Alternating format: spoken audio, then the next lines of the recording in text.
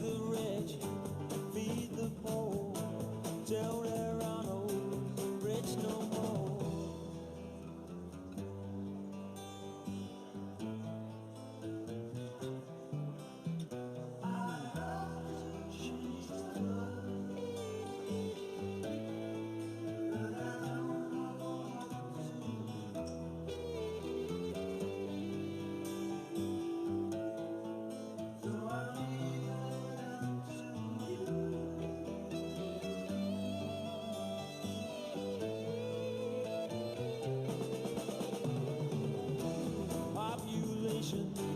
Keeps on bleeding, nation bleeding, still more bleeding economy.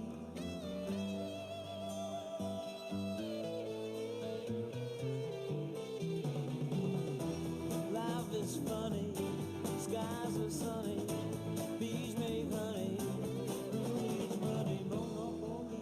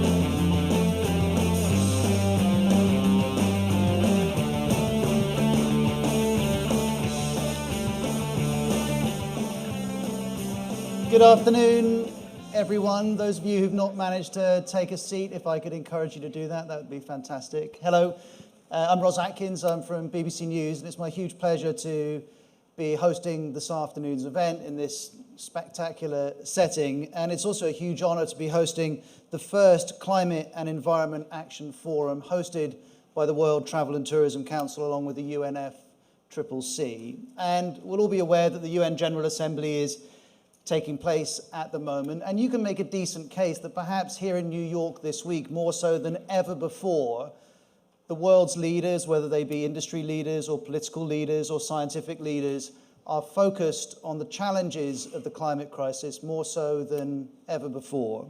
And this afternoon, with the help of a range of esteemed guests, we're going to try and bring expertise and energy to how travel and tourism respond to what's in front of us. The climate crisis we are facing is existential.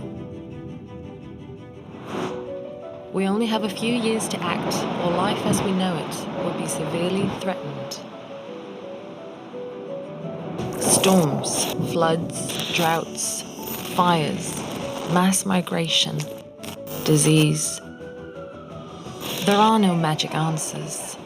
Climate action will require sustained, targeted resilience, collaboration between nations, their governments, businesses, and communities, extraordinary innovation, and significant change in behavior. According to the International Panel on Climate Change, we need to hit net zero emissions by 2050 to limit global warming to survivable levels. Travel and tourism can be a force for good when it comes to sustainability. It generates 10.4% of the world's GDP and provides 1 in 10 of the world's jobs in countries from Anguilla to Zimbabwe, in destinations where the impacts of climate change are already being felt.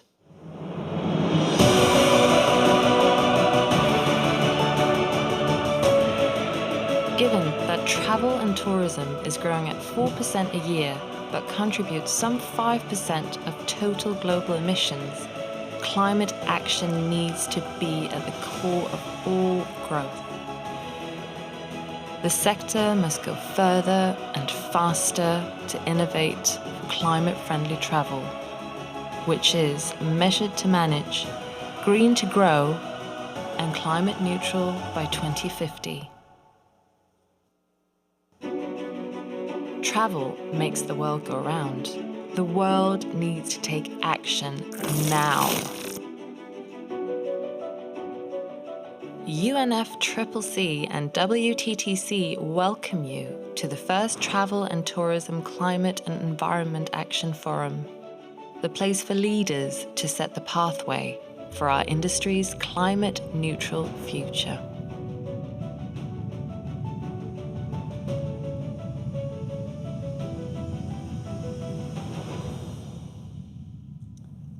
And please join me in welcoming the President and CEO of the WTTC, Gloria Guevara.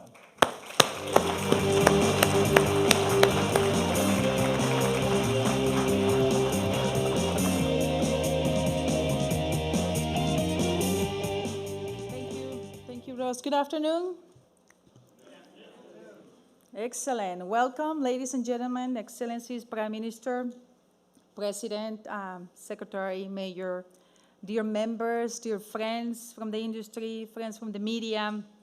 What an amazing location. What do you think? That's fantastic. This is a spectacular setting, as Rose mentioned, that helps us to remind us what's at stake, right? This amazing view that we have here reminds us about the important moment that we're living right now. There is a reason why we're here today, why we have selected New York to host this event.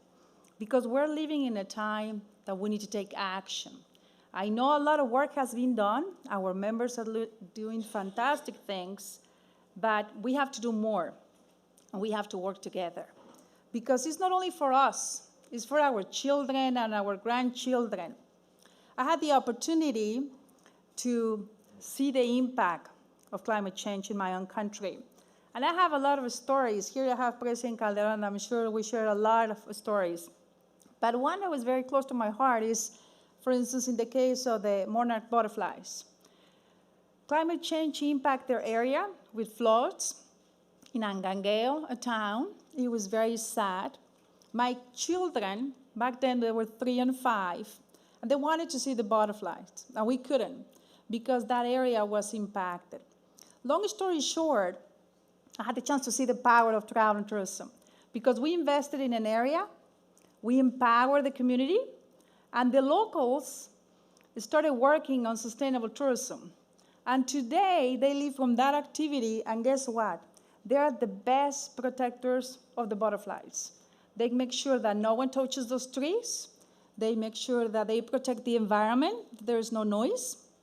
And they make sure that kids like my children have a unique experience and appreciate those assets. So when we work with communities and we empower them, and we have the opportunity for people to live from sustainable tourism, it is very clear that we're part of the solution, and we can help. We have a very important role to play. Travel and tourism contributes to 10.4% of the global GDP, 319 million jobs, that's 1 in 10. And if we look at the jobs that they were created last year and the last 5 years, 1 in 5 were in our sector. So we provide a lot of good. A lot of communities benefit from travel and tourism. Now, we understand that we currently also account for 5% of the world's emissions. 40% are in aviation, 32% in ground transportation, 21% in accommodation, and 7% on the other. But we also know that we need to be more active as we are the solution. We are part of the solution. That's why we are so excited to partner with UNFCCC and be here in this event. In Buenos Aires, last year, we signed a common agenda with UNFCCC. And since then, we have been working, defining how do we move faster? How do we work together? Last year, for the first time ever, we joined forces and we were part of COP in Poland, where we share a lot of experiences. And I think there's a lot to be done. And today, we're going to be making some important announcements that our sector is really moving forward to make more progress faster, to get us where we need to be in 2050. So thank you for joining us. Thank you for our fantastic speakers that we have today. I see that we also have some friends from the government. That's great. And I want to thank all the participants and all of our friends here. And I know I see a lot of people are standing here. There's some chairs here in case that they want to come this side. It's going to be a wonderful afternoon.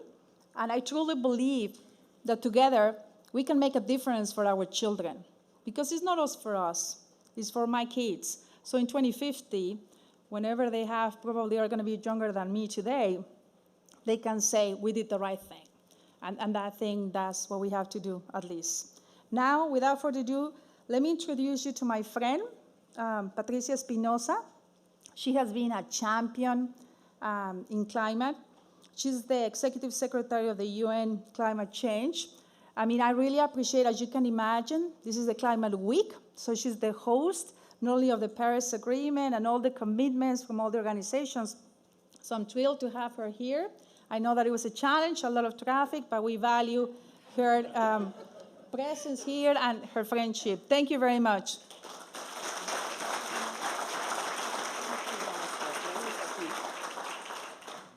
Thank you, Gloria, and it's really a pleasure for me to be here with all of you again after last year in Buenos Aires, when it was the first time that Gloria and I started talking about the need to work together to address climate change also in the tourism sector. Let me tell you that for me personally, it is a very high honor and an enormous joy to be able to join today Gloria and President Calderón here. We have many adventures together, I have to say, when the president was heading our country, Mexico, and I was, at that time, had the enormous privilege of being the Foreign Affairs Minister. So Gloria and me, we were working together in pursuing By the way, this agenda on climate change, on sustainability, which was what introduced me to this community on climate change multilaterally, and that eventually has led me now to lead the Secretariat for the Convention on Climate Change at the United Nations. I thank all the leaders, the CEOs, all the members of the tourism industry that are here today. It is really a very important topic. And I think there's no better moment to address this as a sector as today. And I think the voices that we're hearing from young people on the streets, we need to listen to them, and we need to really give an answer to them. So thank you for being here. Let me begin with a quote some of you may know. Change before you have to. It's from Jack Welch, the former CEO of General Electric. He's referring to the idea that economic history is packed with examples of companies that found enormous success, but once achieving it, stuck to the same formula, using the same structures and processes that got them there. Meanwhile, the world continued to change rapidly. What worked before was suddenly outdated. Seemingly predictable markets vanished overnight as tastes and realities changed. Conversely, some of history's most successful businesses thrived because they anticipated these changing realities, kept pace, and, I would suggest, had the unique ability to see the world as it really is, not as they wish it to be. And this is a challenge that today all of us are facing. Countries are facing it in the United Nations, and now we're having very, very important gatherings. Yesterday we had over 100 heads of state and government there talking about their commitments regarding climate change. Governments are facing this challenge. Adapting governments to the new realities is also a big challenge, and this is why I want to particularly thank Minister Costa from Italy for being here. Minister Costa will be hosting the pre-COP next year in Italy. Everybody's excited to go to Italy, and his country is really implementing a very ambitious plan on sustainability in the tourism sector. The travel and tourism sector has a long and successful history.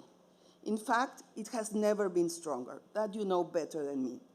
With the rise of a new middle class in many emerging economies, the sector has helped more do what others have done for decades: explore the world, fulfill their dreams, reunite with friends and family. The sector has grown to be a global economic force. In 2018, for example, as you know, it generated 10.4% of global gross domestic product. That's more than 8.8 trillion US dollars.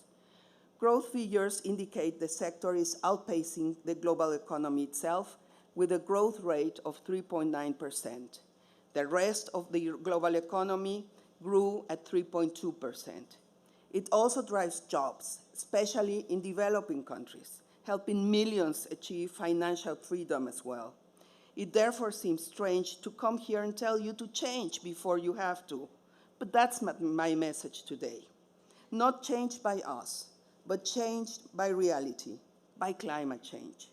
The reality is that climate change is outpacing us, outpacing our collective ability to get a handle on it, and could soon outpace your business and have a devastating impact on the global economy itself. It is the single biggest threat to the travel and tourism sector. Yet, it's a threat you can clearly see coming. It's advertised daily. Any other risk with the magnitude climate change poses would have businesses immediately pivoting and addressing it head-on. Some have, but too many companies continue operating as if it doesn't exist. Let me ask you this. In what world does that plan make sense? Since when was avoidance a good long-term strategy? Dear friends, business as usual is not good enough anymore. Not for your sector, not for any sector. We've talked about growth, so let's talk about loss. From 1998 to 2017, direct economic losses from disasters around the world were estimated at almost 3 trillion. Climate-related disasters accounted for 77% of that total. Some may say we've had by years. Wrong. It represents a rise of 151% from 1978 to 1997. Of course, money isn't everything. Over that period, climate-related and geophysical disasters claimed an estimated 1.3 million lives. More than 90% of all disasters were caused by floods, storms, droughts, heat waves, or other extreme weather events.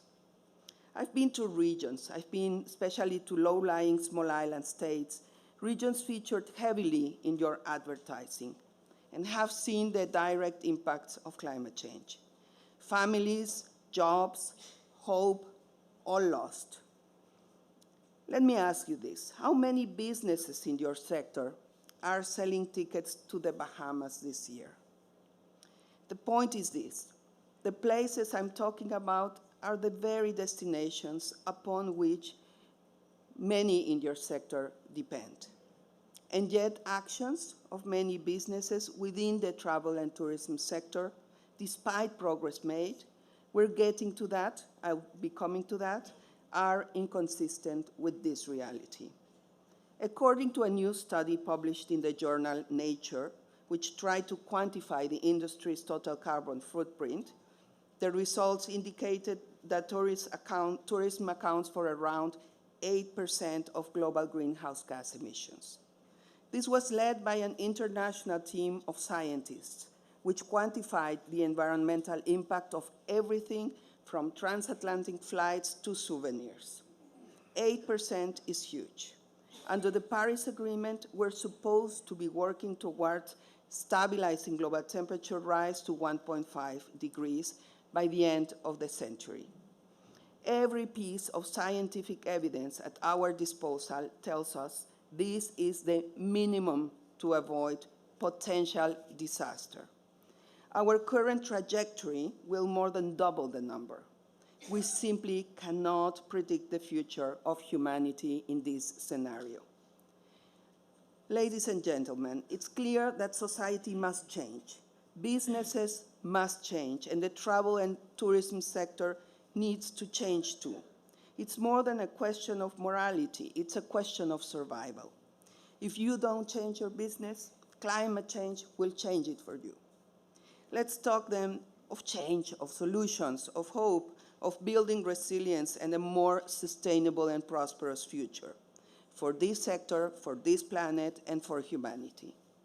The good news here is that all of you in WTTC recognize and are doing your best to urge everyone to take stronger and more ambitious action to address climate change.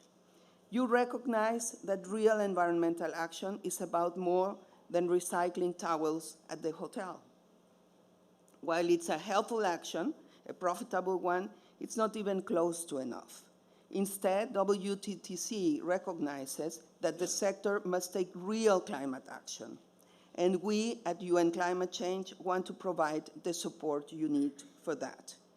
We got things moving last year at your conference in Buenos Aires when our two organizations agreed to cooperate to address climate change. Today, we are launching the WTTC Sustainable Action Plan. This is a bold new initiative by WTTC, supported by UN Climate Change, to encourage and help the entire travel and tourism sector to take meaningful action to address the threats that climate change poses to the sector and to the world. We congratulate WTTC and you, Gloria, personally, for this timely and important initiative. and look forward to working closely with you to charter the way to achieve climate neutrality in the travel and tourism sector by 2050, I would say at the latest. While the target of 2050 is what science tells us that we must achieve, the journey for all of us to achieve that goal needs to start now. So I call on all of you, members of WTTC, to give your full support to this initiative by supporting the activities by the Council and by devising and implementing ambitious climate action plans within your own organizations. I also ask you to not lose any time. The target may seem far away, but many types of businesses in travel and tourism have the means to go climate neutral within the next couple of years. There is no reason and certainly no business case for delaying action. Again, the best time for action is now.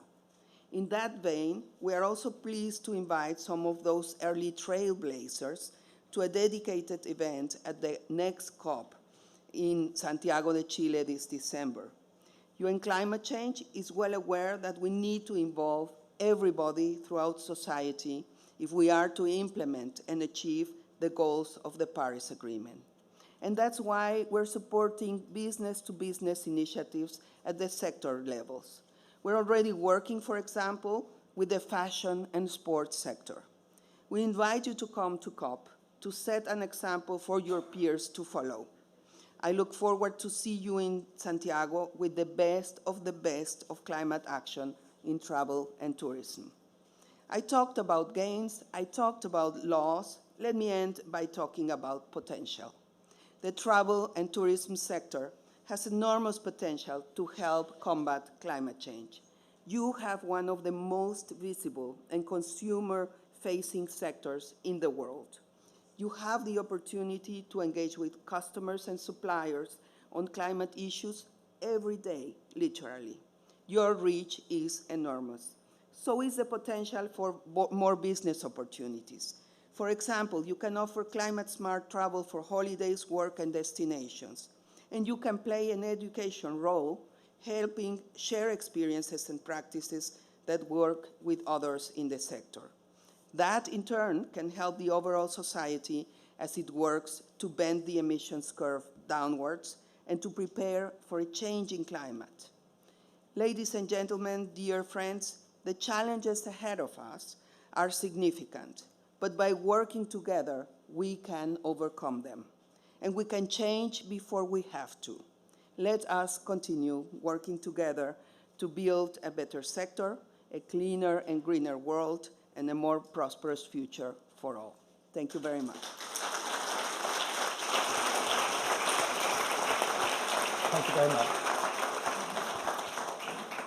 Patricia, Gloria, thank you very much indeed. So there we have the scale of the challenge facing the travel and tourism industry, and evidently to respond to the challenges we've just heard about, this is going to require leadership in terms of business, and we'll look at that later, leadership in terms of destinations, and we'll also look at that later. But nothing is going to be possible on a global level without political leadership, and we're going to turn to that issue next with the help of Felipe Calderón, the president of Mexico between 2006 and 2012. His administration pursued a range of policies to tackle climate change, from planting millions and millions of trees to creating an investment environment which favored green tech. President Calderón hosted the UN Climate Conference in Cancun in 2010 and oversaw the passing of Mexico's Climate Change Act in 2012. Well, he's currently the honorary chair of the New Climate Economy. This is an organization which studies and provides evidence of the correlation between acting on climate change and improving economic performance. And we're going to hear about that now. President Calderón.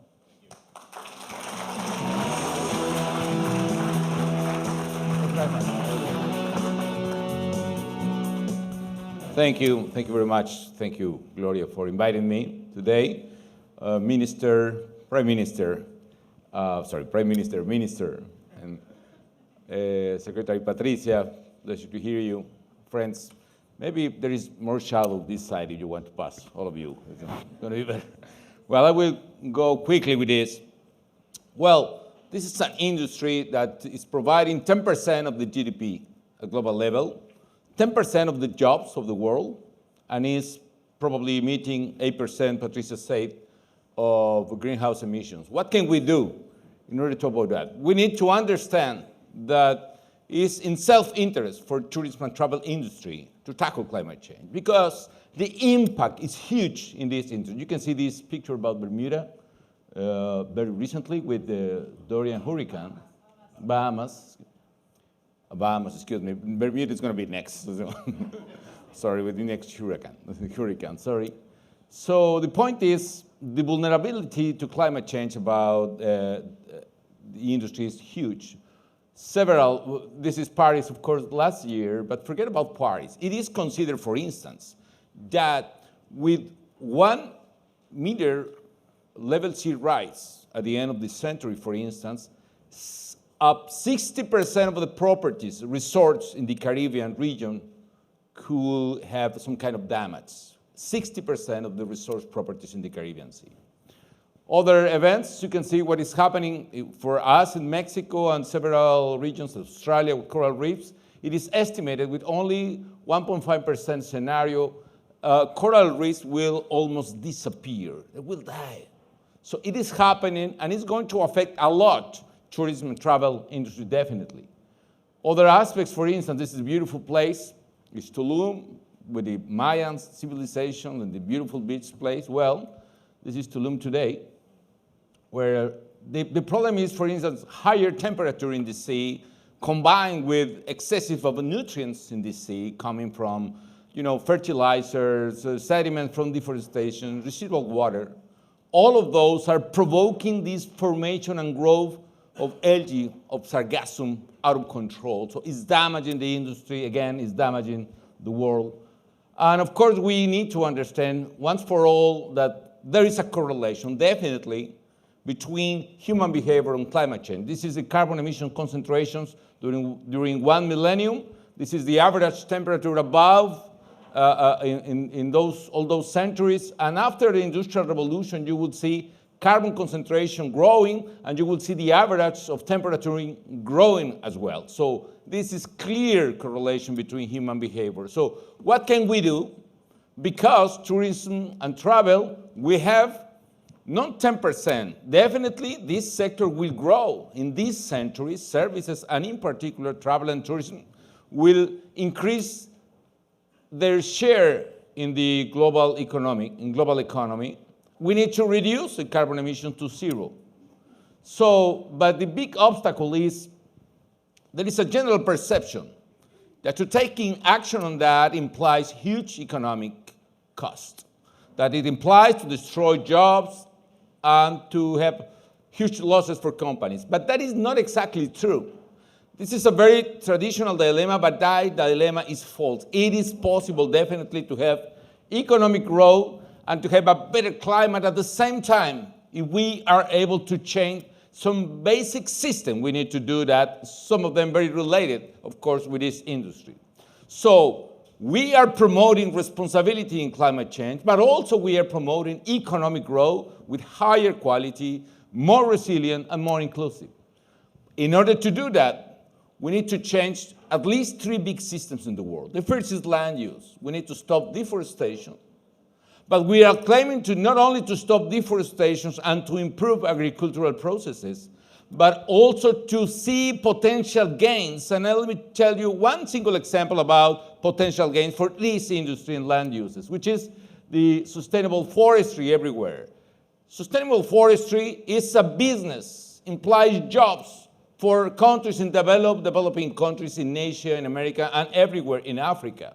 See the examples, I will not stop on the numbers, but for USA, it's an impressive source of jobs and income. The same for China, and the same for Costa Rica, a small but strong country in Central America, which is growing, and one of its main economic activities is exactly ecotourism. So we need to understand the logic behind the new climate economy is defending the planet, but also creating the economic growth and job creations we need. The other system, the second one, is energy.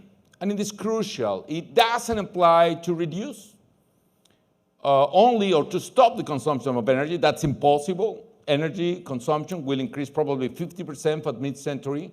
But we need to decarbonize energy, and we need to make more efficient use of it. And that is possible as well. And the good news is technology in this sector is advancing. When we were in government in Mexico 10 years ago, planning to have our first facility of solar energy, the cost for megawatt hour was $400 megawatt hour. Well, today, the cost for a megawatt hour is only $20 per megawatt hour. So the cost curve of technology, the cost curve for solar energy is amazing, 90% less of cost, and it's improving. Very soon, and actually in several countries, solar power is as competitive as fossil fuels traditional sources, depending, of course, on the country and other places. This is the last bit, for instance, or is the laser here? There is no. Well, but that dot, it's below the cost for gas and some case for carbon even. So that is possible. The same is happening in wind energy. Energy efficiency is the other source of improvement. And it's important for our sector. Let me say our sector because I'm a real fan of travel and tourism. Let's see this device, a thermostat, a smart thermostat. It was created in 2010 for a group of students almost, so very smart people. They were able to sell the thermostat, the company, in more than $3 billion to Google. And look at this. The price of the thermostat is like $250, but the savings annually are almost $150. So the payback is in less than 3 years. Imagine what could imply for a lot of hotels or cruise ships everywhere if you can have technology applied to get better conditions for the people, saving energy, saving money, which is important for the big numbers in the companies. Probably the hard to abate sector in this is transportation, but it is possible. And there are some estimations that transport represents the big problem or the big challenge for us, but it is possible only with fuel efficiency standard. We can reduce the emissions and having an amazing savings for the industry. And also we need to think and to invest in technology in order in the future to apply these energy transitions in order to move towards, for instance, electric hybrid engines. It is possible that hydrogen will play a very important role in the future, but it is possible to switch to better consumption of energy. And finally, the last sector we need to change is the cities. It's more related with governments, yes, I understand, but it's important for the sector. So what is the idea behind the cities? We are expecting 8.5 billion people to live in cities by 2030. That implies more than 1.2 billion people additional to the current people. That implies to build one Paris every 2 months, or one city like New York, like this beautiful metropolitan area, every single month. So the big question is, what kind of cities we want for the people? Is these cities sprawling out model focused on individual cars? Are these the kind of infrastructure we want? The idea is behind these two, let me say, two kind of models, either Atlanta or Barcelona. Both cities have roughly 5 million inhabitants. The difference is Atlanta is deployed over 7,700 square kilometers, and Barcelona is deployed over less than 700 square kilometers. So the difference is people in Atlanta are polluting 10 times as much the people in Barcelona for transportation, and having probably less quality of life in terms of commuting every day. So what is important, for instance, for an industry like hotels present here in this sector? There is a very important research made by Wharton, for instance, only by retrofitting, changing the air conditioning, using smart thermometers, maybe put some curtains out of these windows, whatever. It is possible to get incredible savings. So in Philadelphia, it not only retrofitted was not only good for the environment, but good for the pocket. The price of the rents in Philadelphia increased by 6% on average, and the price of the real estates increased by 15%. So that's the logic behind, and there is an incredible potential for the entire the United States, over $1 trillion of investment in 10 years and more than 3 more potential jobs. So what other sectors we have a potential? Food waste, for instance. 1/3 of global production of food is completely waste.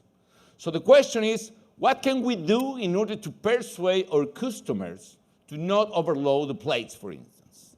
How we can persuade the service we provide or you provide in order to take care about the food, how to improve that. So let me close to finish. Let me finish saying that we need to imagine the kind of change we need to generate. And it doesn't need to be painful. Doesn't need to be sad. Could be a very nice story. Imagine the kind of customers we will have in the future, in 10, 15 years. Somebody taking a massive transportation into the airport, maybe an electric vehicle, and at the same time, his or her luggage is going to go to the airplane in an electric vehicle as well. And maybe that person or customers or ourselves will previously select our own food on the plane in order to avoid waste in the plane. And we will arrive to a very nice hotel with all these devices and retrofitting in the building. And also we can use, instead of these tiny shampoo bottles, refillable dispenser in the bathroom, etc. So it is possible to create a change. But it is important to see an incredible economic opportunity. The downside with what is, you can see what is happening here. The new generations are going to change dramatically this situation. And it is better to be prepared and to be able to use the change in our favor instead to suffer the change. As Patricia say, do the change before you have to do it. Very well. I love that phrase. So my point is, and I want to finish with this, I will skip, we need to make sustainability the new luxury for the sector. We can do it. We can be the attraction for the new generation that are eager to see change in any single sector of the global economy. We can do it, and the commitment you all are, or the WTTC is going to sign, is going to do today, is going to be an incredible opportunity to lead the change that we are expecting to have. Thank you very much.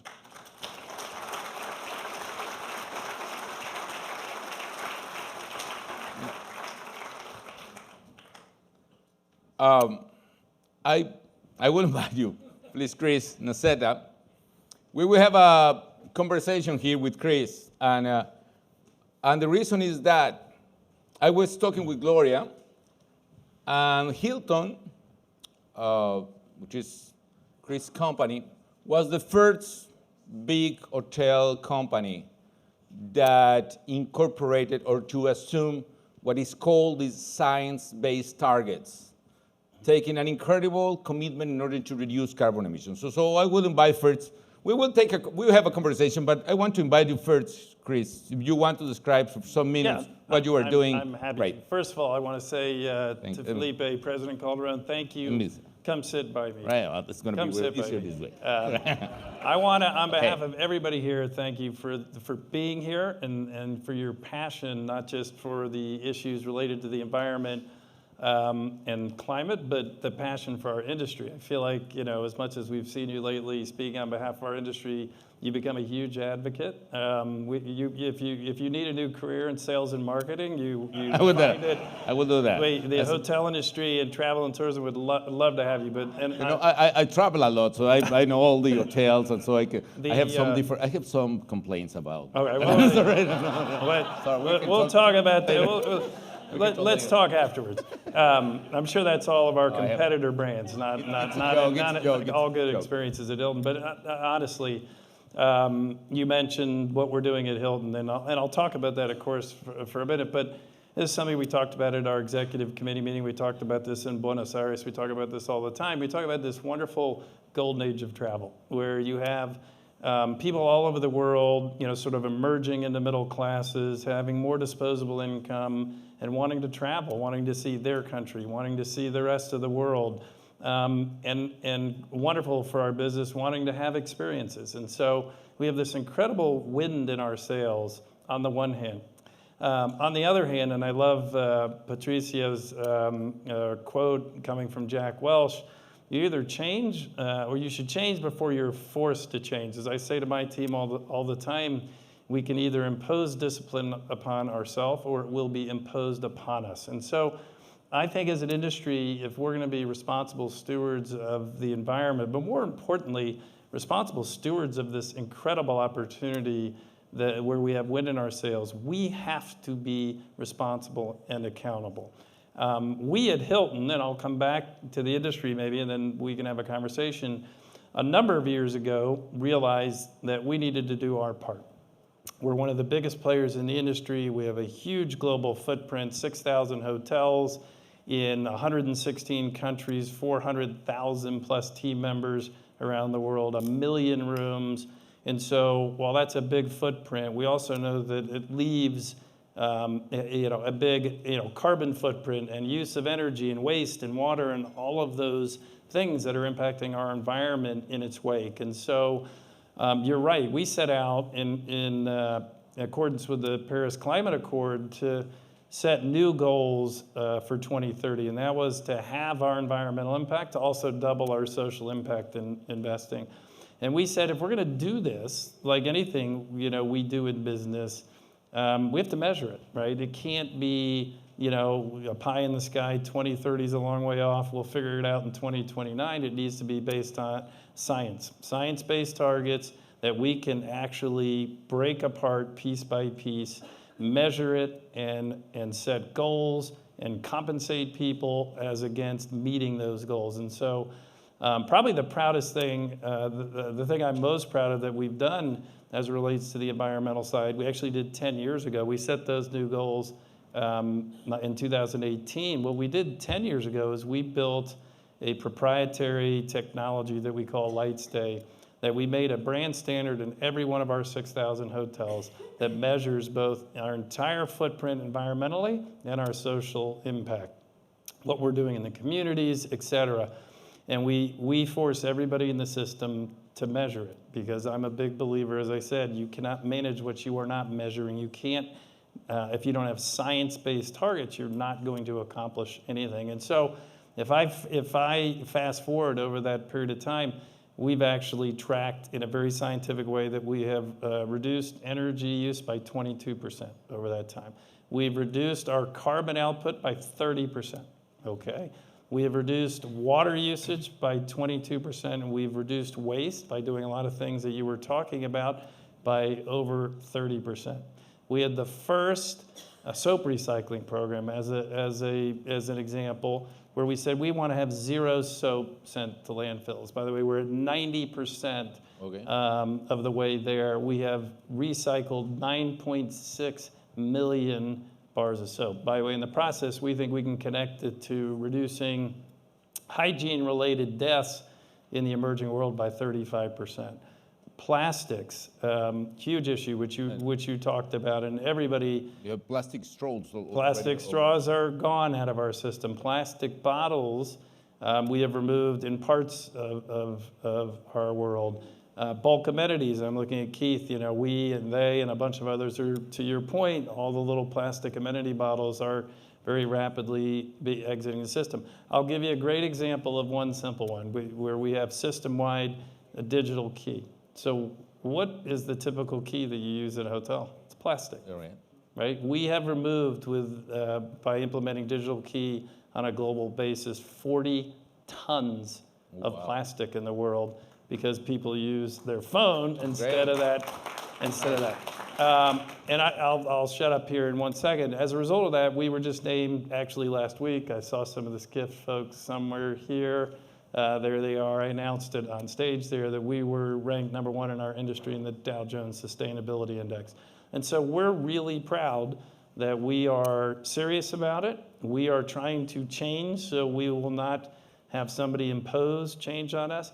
But here's the thing. I have to do my job as the CEO of Hilton, talk about all the wonderful things that we do. This is not a competition.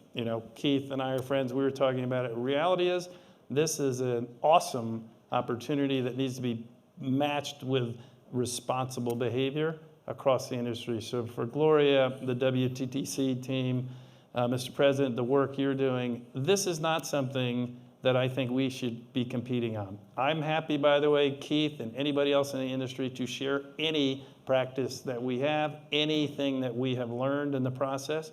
There are plenty of ways that we're going to compete over time. This should not be one of them, because as much as we're a very large player in the industry, I gave you all those stats, and that we're having a big impact. When you talk about the numbers, the big numbers I talked about, it's a drop in the bucket, right? It's a drop in the bucket in an industry that is unbelievably, as big as we are, fragmented. I mean, at Hilton, we represent less than 5% of the global supply of hotel rooms, let alone the whole travel and tourism business. So we think we're big. Reality is we're very small. And so like anything, it takes a village. And so, you know, what today is about getting ourselves more organized, about taking this challenge seriously. We as an industry are unbelievably powerful when we put our minds to it. So my sort of plea to everybody in the room that's in our industry is, let's set aside our normal competitive nature and let's figure out, using Gloria and WTTC and others that are here, Patricia, you and your team, to figure out how do we take the best practices and how do we together set some goals and make a difference and be the responsible stewards I know that we can be of this opportunity. Very good, brilliant. So let me tell you, I have a lot of curiosity, Chris, for instance, how difficult was to take the decision? Because honestly, I understand you started like in 2008, something like that. When you 2009, 10 years ago, yeah. So in the middle of the Great Recession. You anticipated to... When we were in a death spiral, for the record. But, you know, who's counting? Maybe I needed a distraction. Really? It was either, you know, go to any save the world or, you know, certain gloom and doom. But I suppose it was quite difficult with some stakeholders, or maybe shareholders. You know what's interesting? It was as much as everybody thinks that, I buy in President Calderón to everything you said. It really wasn't that difficult. Really? I mean, I would say to everybody that, you know, of course, I think everybody's being responsible in their own ways, but we can all do more. I have found it to be incredibly easy to get stakeholders on board. So if I go back 10 years ago, I can remember having conversations. You know, if you go back then, there was a big debate over the science of climate change and global warming. And, you know, there still is, but probably less so today. But 10 years ago, it was a raging debate of people on one side or the other. Well, here's the thing. You know, we represent ownership groups that have invested, you know, hundreds of billions of dollars, and our job is to help drive profitability for them. And let's just, you know, be kind. Half of them believed in it, and half of them didn't. Like everything else, half of them are one side of politics, half are, you know, the world is, you know, a diverse place. And so what I found was the simplest approach, because I believed it and I could prove it because we were scientific about it, was that it didn't matter what you believed. I believe it, and so, but my job isn't to impose my beliefs on you. I think the science is hard to refute. But it didn't matter. There were plenty of people that took other sides of it and found different forms of science. I got people very comfortable with it, both inside our company and all of our various stakeholders, because you could make more money doing it. In other words, you could do good and do well all at the same time. I think if you look at all of our programs over the last 10 years, when we aggregated, it's $1 billion of savings in our system. $1 billion because of less energy use, less carbon output. $1 billion in aggregate because we're using less water and we have to deal with less waste, right? And so when you put it together, reality is it's just good for business. So my attitude was not, my job is to be a crusader for my beliefs on the science behind global warming and the climate issues. My job was to be able to find a compelling way to get stakeholders, to give them no way out, because it was just good for business. And so we've had tremendous buy-in. I mean, getting them, you know, trying to get people to share best practices and using the technology, you know, that's been a journey, you know, for sure. My other question was going to be exactly how expensive was that? As you were saying, it's not exactly, you are doing a lot of savings in that. The truth, it was the reality is, it was a drop in the bucket. I mean, the cost of actually building the infrastructure was relatively insignificant relative to the issue. And certainly when you look at a cumulative $1 billion over 10 years of incremental savings, it was insignificant. Wow. Now, at the time, we didn't know how much it would cost. And at the time, there were certainly a lot of skeptics. But it's like anything else, which is why science-based targets matter, which is why having a system that measures it matters. We could prove it. So it's one thing for me to go around as a crusader and tell owners, I believe that we need to do this because if we don't, this is going to be done to us. I believe that we can do it and do well while we're doing good and we're going to save you money, but I can prove it. Right. I don't have to, I mean, I do crusade about it, but I can actually put numbers by individual hotel and show them this is how much you save. When we go sell groups, our group business, we have a calculator that's built into the system where I can go in front of a group and say, here's your environmental impact. If we mitigate it in these ways, here's how you can mitigate your impact on your actual event, right? Which is a huge, sort of sales tool for people that care. Is there any reaction coming from the customers or any demand, or do you perceive in the industry some kind of Here's the stat. 87% of people that, as we tested it, say that in part they want to travel sustainably. Now they all define it a little bit differently, but almost everybody says I care to a degree. Group customers, leisure, business customers. One of the great conundrums, I'll ask your advice as a leader of millions and millions of people. People say that. But I will say one of the hills that we're trying to climb right now, I'd be interested to hear from others in the industry, is that their behavior does not always sync up with that, right? I mean, it's one of those things where in a poll, if you say to somebody, do you care, 90% of the people almost say yes. But then when we say hang your towel up, or how about we don't wash the sheets as often because it's better for the environment, or we'll get rid of your plastic water bottle in the room. It's like, yeah, I'm good with all this, but I want my water bottle. What are you talking about? And I want you to clean my sheets, and I'm going to chuck my towel on the ground. I'm not, because I'm in a hotel, and it's, I come here for luxury. It's, I want to be decadent. And so one of the things we've been trying even to stimulate behavior with incentives, like, giving discounts on rooms or giving loyalty points for better green behavior. And I'm not saying we're not making progress. I do think, that what people say and what they do, there's still a bit of a disconnect. And so again, this is back to the industry. Little Hilton, as big as we are, we're still small. We can't do it alone. What we need to do as an industry is say, we're not going to compete on like, we're more green than you're green, which, to a degree, we always want to compete. We should get together and figure out, how can we change consumer behavior? Right. How can we get people to match up what they say they care about with the behaviors that we witness in the hotels? Because if we could have a much more dramatic impact, in my opinion. We need that to match up. Congratulations for that. Yes. Praise them and keep pushing for that. Yes, we will. Thanks. Great to see that.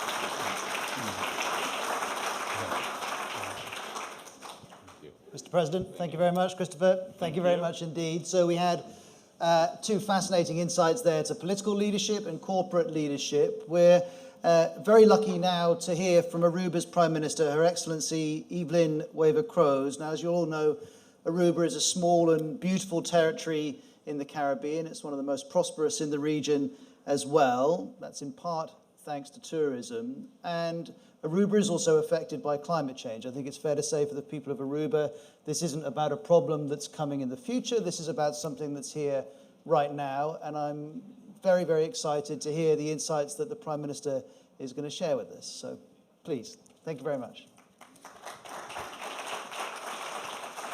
Thank you.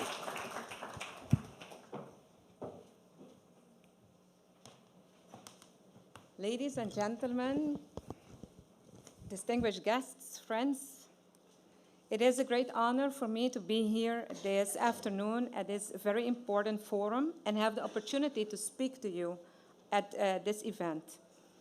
A few minutes ago, your host, Gloria, and myself we signed a letter of intent to work together on innovating the traveler's journey and creating an even better experience for tourists and travelers alike.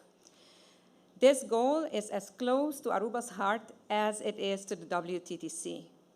The travel and tourism sector is of great importance to the world economy, and this underscores the importance of looking at the impact that climate change can have on it.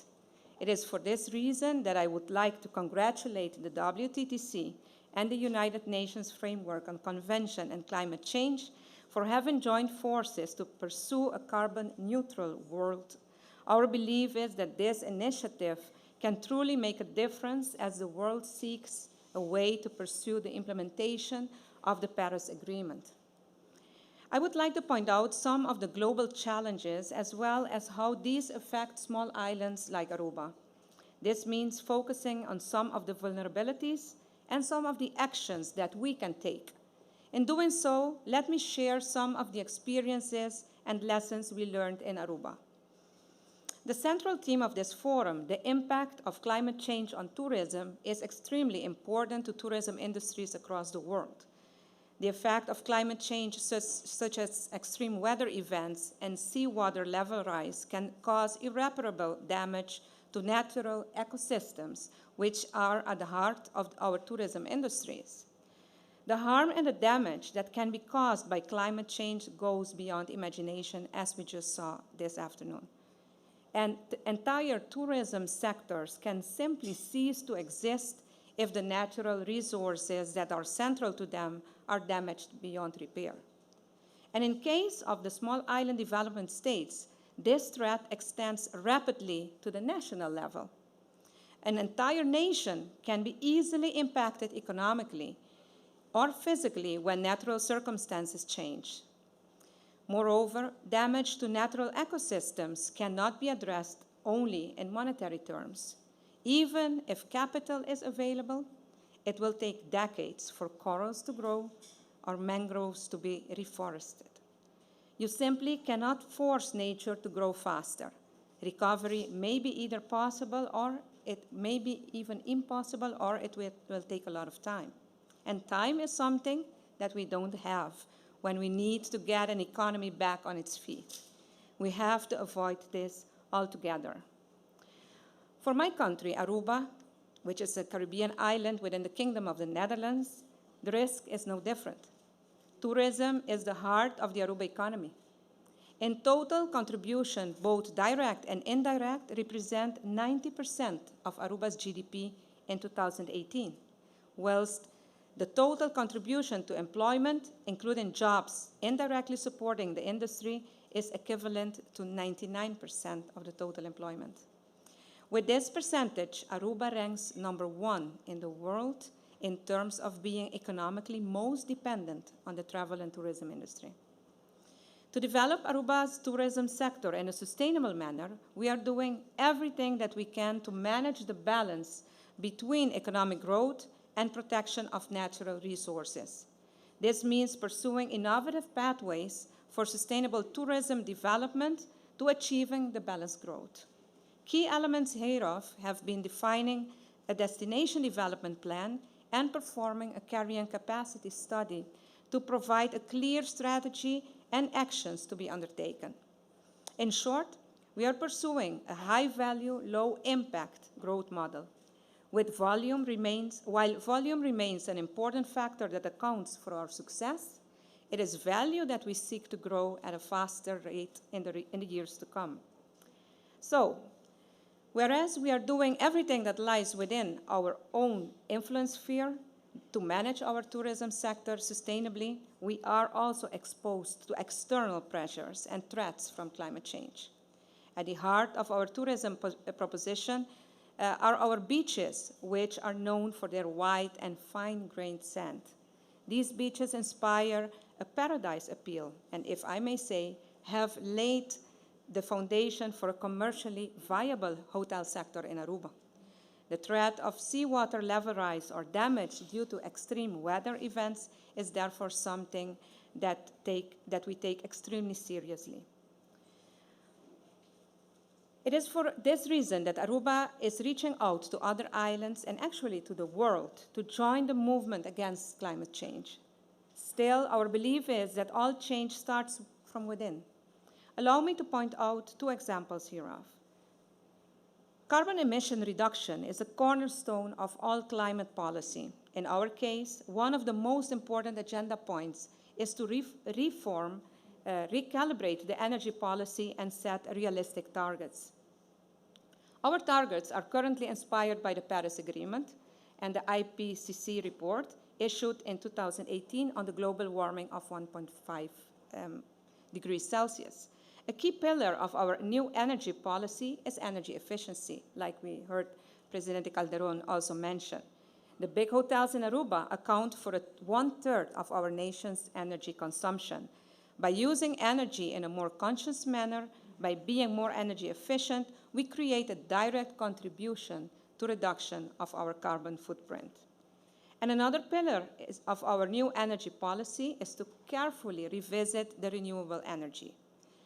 The drive for renewable energy comes to a large extent from the global agenda to further reduce our dependency on fossil fuels, to mitigate climate change, and to move to a cleaner environment, and as well as the need to strengthen our balance of payments. A third pillar to reduce is to reduce the transportation emissions. Road transportation accounts for 1/3 of our nation's emissions. So even if all power production would be based on renewable energy, we would still not achieve the Paris Agreement goals without transformation of our transportation system. And therefore, electrification of transport is of utmost importance. Besides the energy policy, another important tool against climate change is national awareness. This holds especially true for the role the youth can have herein.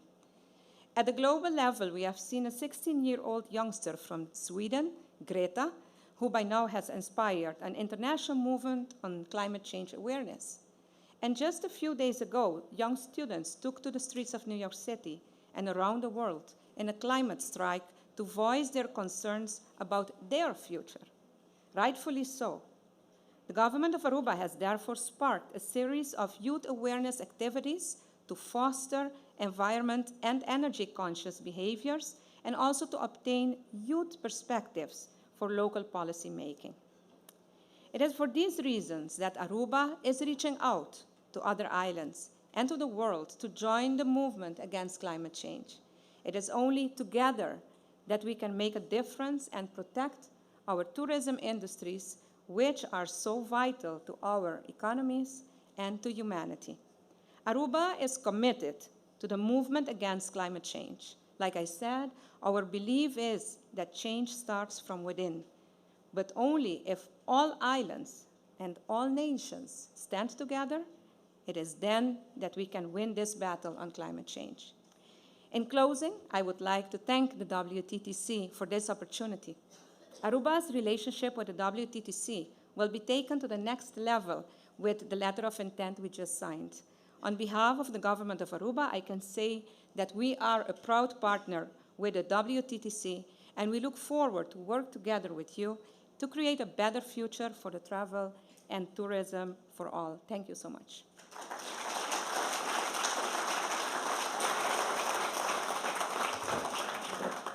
Thank you very much. Prime Minister, thank you very much indeed. So we have another example there of political leadership. We're going to look at a different type of leadership now and how it can influence the way that travel and tourism responds to the climate crisis. And this comes in the form of what destinations can do. So destinations can introduce policies, destinations can make public commitments. If we take 2 examples of that, Oslo Airport has committed to, within a decade, ensuring that all flights that refuel there will have to use at least 30% sustainable biofuels. Or you could take the example of a public commitment. New York City declared a climate emergency relatively recently. It's the biggest city in the world to do so. So let's try and understand how destinations can influence the regional, national, and international response to the climate crisis, with the help of Mark Chambers, Director of the Mayor's Office of Sustainability here in New York, and Ola Everstuen, Minister of Climate and Environment in the Norwegian government.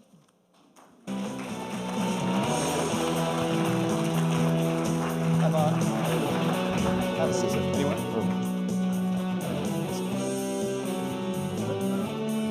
Where do you want? Let's go for Mark, if I can start with you. As I understand it, declaring a climate crisis is not a binding thing for a city to do. So it grabs headlines and it made stories all around the world. But in practical terms, what does it change? Well, thank you for having us here, and welcome to New York City, of course.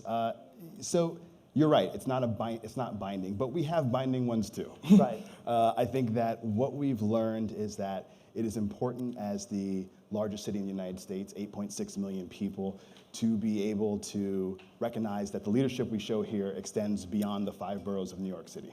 So for us, being able to declare a climate emergency is just one piece that dovetails into a legacy of aggressive climate action. We've also been rolling out a very extensive Green New Deal for New York City that starts to set the paradigm shift that we believe is necessary on all fronts, from both our building sector to our energy sector and our transportation sector. I mean, I think one thing that people don't always recognize, except maybe here in the space where you're able to see so far, there are over 1 million buildings in New York City.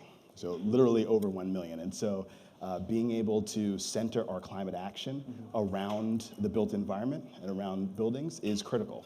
Help me understand, though, how the city fits into the national picture. So London is also taking radical action on climate, and its mayor, Sadiq Khan, said the central government was dragging its feet and has highlighted repeatedly the need for huge investment in London if these policies are to be seen through. Can you do that in isolation, or do you need the federal government to be supporting you? So there is no substitution for aggressive federal action. That will always be your best case scenario. We don't have that. Presently, it is necessary for cities all throughout the United States to use the resources they have, and we've been successfully bridging some of those gaps that have been created by the void in national leadership around climate. And what we've seen is that a lot of action can happen on the local level. I mentioned the Green New Deal that we've been working on here. I mean, part of that is really starting to say, within our city, within a city of this size and this population, how could we truly tackle some of the lion's share of our greenhouse gas emissions? The majority of it for New York City, about 70% or so, comes from the heating and cooling of our buildings.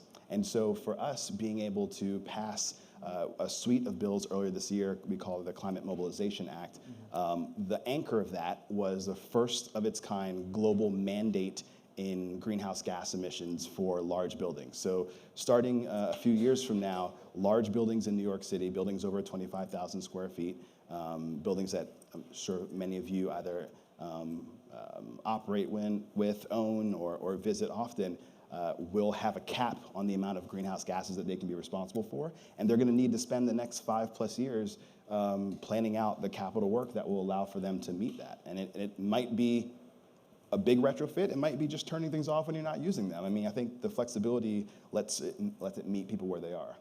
Minister, what about Norway? Help us understand how destinations influence government policy. Well, it's in a lot of ways. First of all, in Norway too, we have, of course, the benefit that all our energy system is renewable. Exactly. We have also the dilemma or the paradox that we're all an oil and gas producing country, but in the energy system. So there too, so we are banning the use of heating oil in the country now from 2020. So that's part of it. A lot, of course, it has to do with reducing emission from transportation. You mentioned then from aviation and the airports. So we start this build-up with biofuels in aviation next year. So next year, it's the demand is just 0.5%. But that's the way we have to start.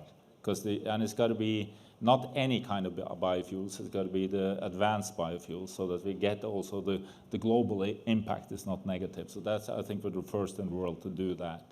And then look at transportation as such. I also used to be a vice mayor in Oslo.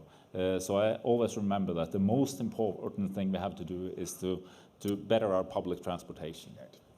and also that to reduce emissions. So now, of course, electric buses are coming into use in all our cities. They are all only to be electric buses by 2025. And you'll have to make cities climate friendly, walkable, using bikes. But then the cars will be left. And in Norway now, the percentage of when we sell new cars, now this year so far, almost every 1 out of 2 cars are battery electric. 45% of sales are now fully electric. And if you bring in hybrids, it's about 70%. And the goal is that by 2025, we'll only sell zero-emission cars.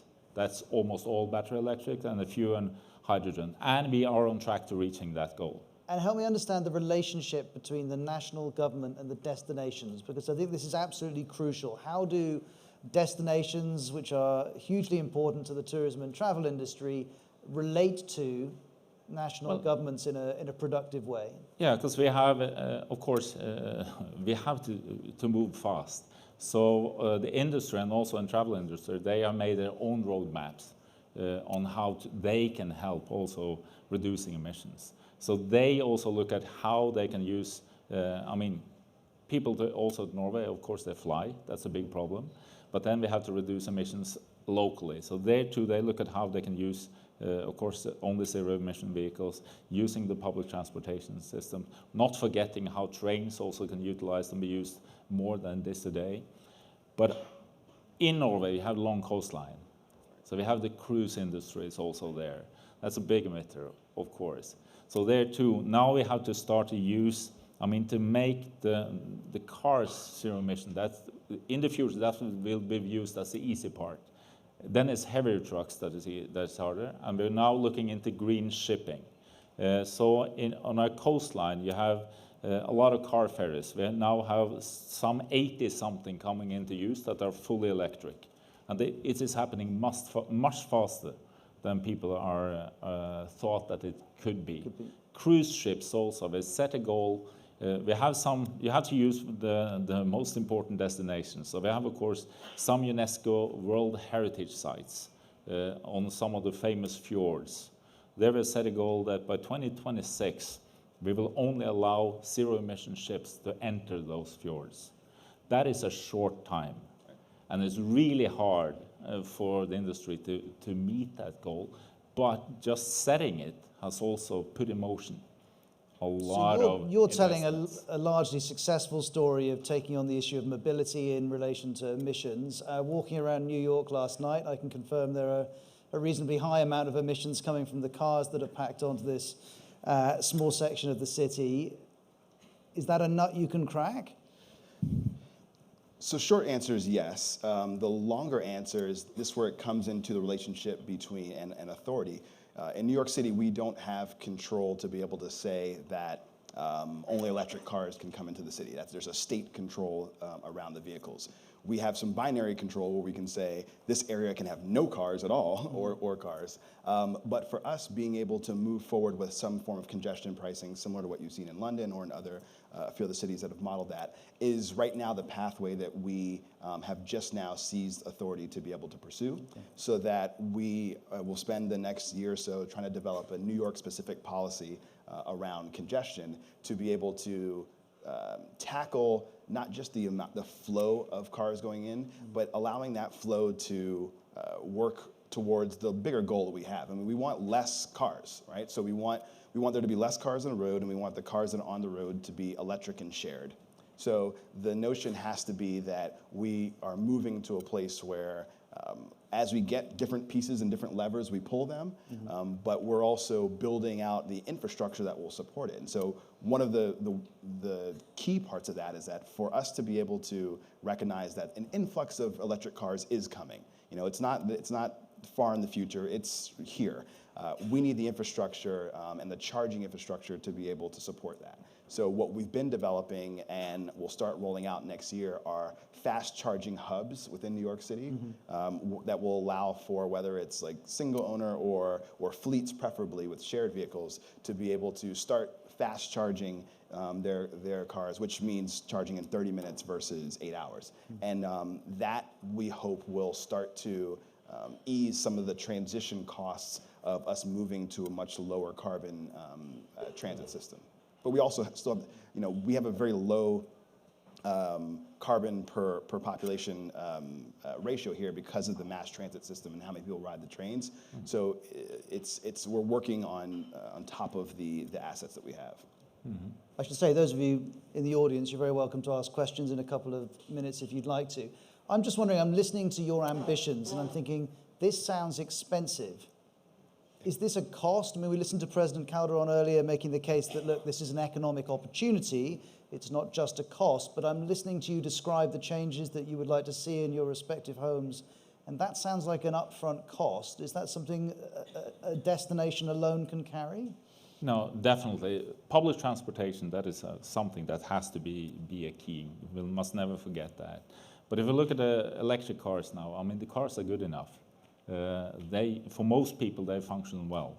And it's really about what works in Norway is that we have a tax we have a sale tax on new cars. That is, on electric ones, there's none.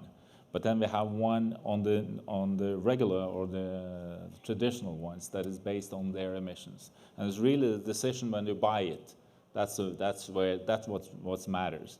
And of course, there you have local governments can be in front. Oslo was in front when we were there. That's where we started. That all the cars we used, and also within the tourism industry, everything you use yourself, you can start and be in front. And then also look at the whole value chain. How do you move your goods? How do you impact way more than just what you use yourself? So that I think is there. But what you see when I talk about, I've always said that I've always had too many meetings with South Koreans, Japanese, Germans, French, also Americans, because that's the ones that make the cars. But when I looked at Norway and we started to work on green shipping, the boats, those we are making ourselves. And you see the industry is the ones, they want the regulations. They want stronger regulations because they see that that's when they can be competitive and be in front. And I think all over Norway now is really what is new is that you see climate policies is driving economic development.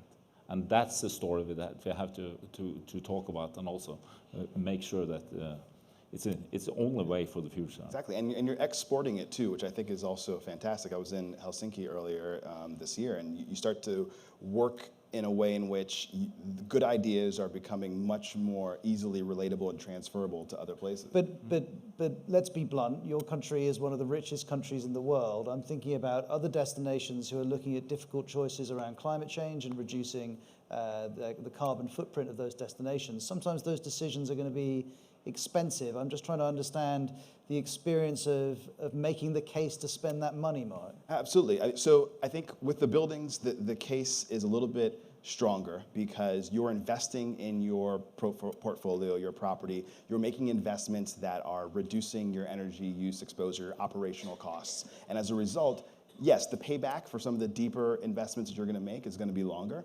but it's still a proposition that creates better indoor environments and returns on that investment. Yeah. Simultaneously, we also are rolling out a financing mechanism that will allow for building owners to take out low-interest, long-term loans that match the investments that they need to make. So if you're changing out your windows and the payback for that is 13 years, and that's the length of your loan. So that way, building owners are not having to experience all that upfront cost.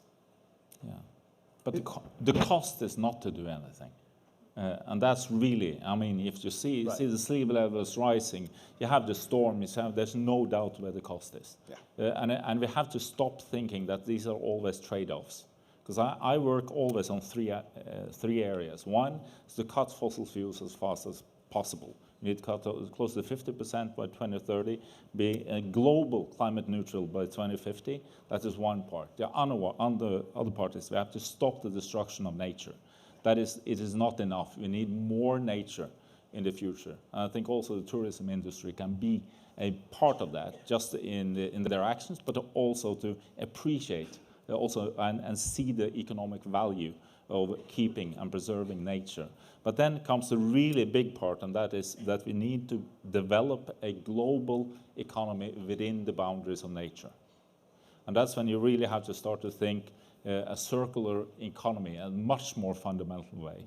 And yes, you have to start with plastics, or you have to start with the clothes we wear. But it's also about cement and steel and where the large emitters are. So it's not about also building the new buildings. It's about using the buildings that are already standing much better than they are today. That's where the great emissions are. And that's also where the industry can really work on. And if you move that forward, you have a new report that was given out just yesterday on the Food and Land Use Coalition that looks at how you need to have more forest, more nature, reach the climate goals, and this is the only way to feed also a world with 9-10 billion people. So it is necessary. We need to get a hold of that economic thinking on how we can drive the change to both reach our goals on biodiversity and also on climate. And this is the economic thinking that we have to bring in a different way. Who has a question for our two guests? Hello, sir. I think if you just speak up. Oh, there's a microphone. Great. Thanks, Rochelle. Thank you. Richard Jordan. I'm the Dean of NGO Representatives at the UN over 40 years. Mr. Minister, May 17, 17. Mai, is the great national day in Norway. Are there opportunities for tourists when they come to your country to celebrate the National Day to learn how to take your initiatives back to their countries and implement them? Thank you very much. How can I say? Seeing is believing, isn't it? No, but I also started with the paradox of Norway. Yes, we are in front when it comes to cutting emissions from transportation. That is really where there's somewhere to learn and see how it can be done. And I don't think it is. It's a myth that is because Norway is a rich country. This can be done and learn from parts of it also in other areas, definitely. And the paradox, of course, we are an oil and gas rich country also. So we also have to diversify our economy. We have to prepare for the time that will come, and we discuss it all the time, how fast this will be, when this must become a smaller part of the economy. So that's also part of what should be told as a whole story.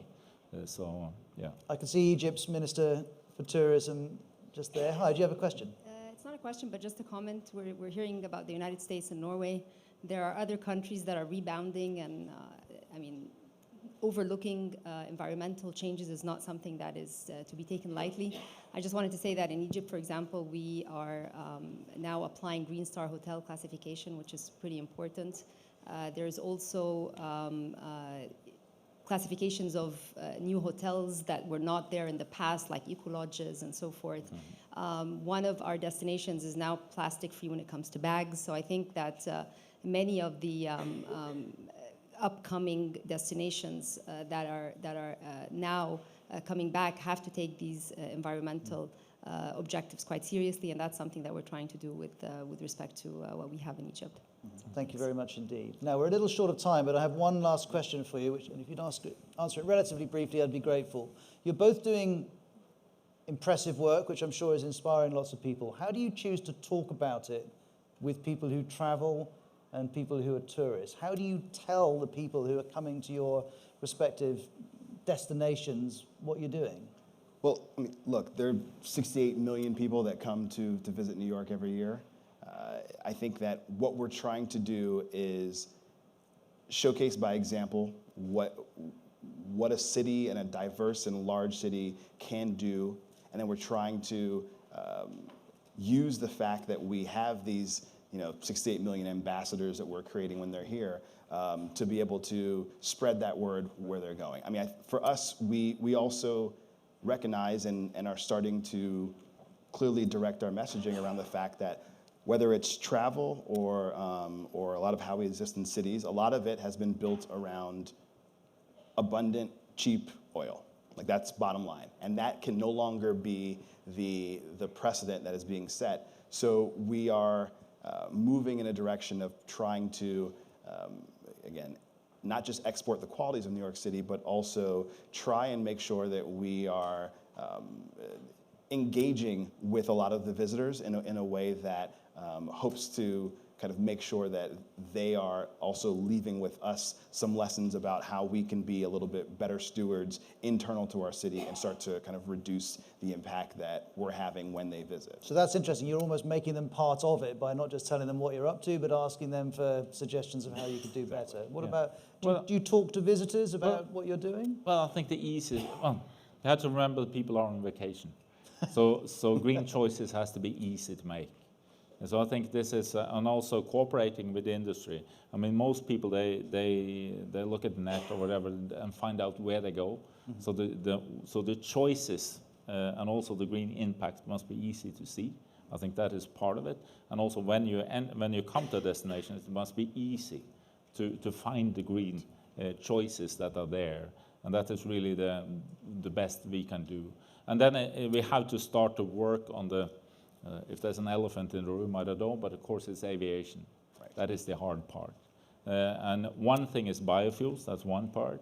We're also looking at, and it's not far away. If you look at the shorter trips, you can see 6, 7, 8 years from now, you will see the first electric commercial flights. And Norway is definitely in the competition to get the first ones. And then also on the longer distances, we need biofuels, but there you can see a gradual electrification that's possible. But until we get there, also when you talk about nature, you have the international agreement on ICAO, which is quite weak agreement on aviation, that they only say that you will offset the growth of emissions from 2020 onwards. But having that agreement, and that also here, we have set up, Norway has worked many years on preserving rainforests. And now we have set up a system where you have, first of all, something we call that's the ART. It is a quality mark on preserving forests. And that is linked to a mechanism that's called emergent, that is completely new, but makes it so that airlines can pay into a system where they can be quite sure or certain that the money they put in will result in the preservation of rainforests. So this is one new area where we can use the agreements that we have and mobilize much larger funding into the preservation of nature that we really need to stop that catastrophic loss that we have today. So I think we have to look at the systematic way all the way down to the individual and make it as easy as possible to make the green choices. Both of you, it's been fascinating. Thank you very much indeed. Thank you. Thanks very much. Thank you. Thank you. Appreciate it. Great. Well, one of the issues that came up right at the end there was what the minister called the elephant in the room, aviation. And in our next session, we're going to look at the roles that investment and regulation can play in shifting the behaviors of countries, of companies, and of destinations too. And I'm going to get some help reflecting on this with 4 esteemed guests who are going to join me. Dr. Christoph Wolff, Head of Mobility Industries at the World Economic Forum. Marisa Drew, CEO of Impact and Advisory Finance at Credit Suisse. Curtis Ravenel, Global Head of Sustainable Business and Finance at Bloomberg. And Dr. Gabrielle Walker, a strategist and author. All 4 of you, nice to see you. Hey, how you doing?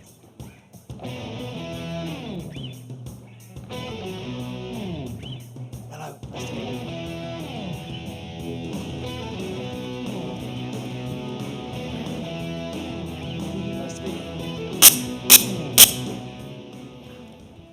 Not sure what that was, but I think we're all still standing.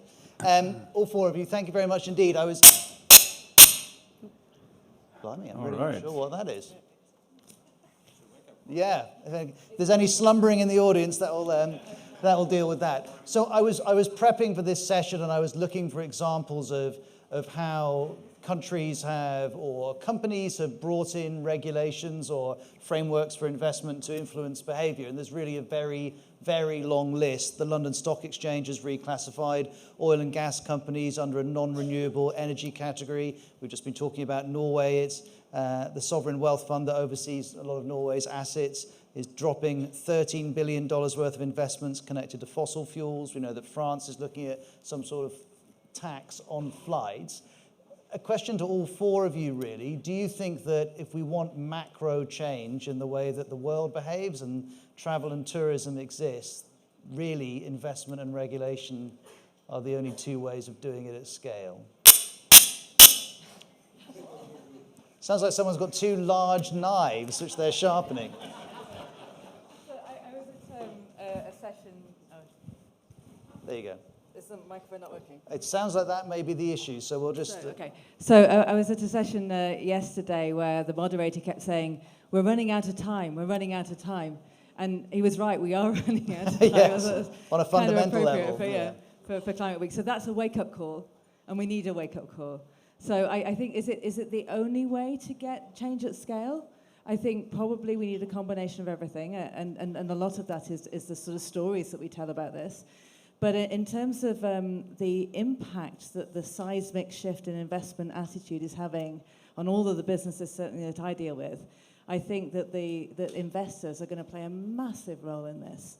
And it has been extraordinary, gone from sort of zero to hero in little more than a year. Some of the things that you were reading out, it's not just sovereign wealth funds, it's institutional investors, it's retail investors, it's a whole slew of new instruments, it's the Task Force for Climate-Related Financial Disclosures, the TCFD, which was overseen by the former mayor of New York, Mike Bloomberg. And I think I'm hearing everywhere now people saying, investors saying, how do we do this? What do we need to do? And businesses saying, we're getting pressure from our investors to change when we used to get pressures from our investors to stay the same. I'd be interested to hear from the three of you. I mean, there's an argument there that investors can fundamentally drive macro shifts. Is that something all three of you would agree with? Sure. So I look after the sustainable finance and impact investing business for Credit Suisse around the world.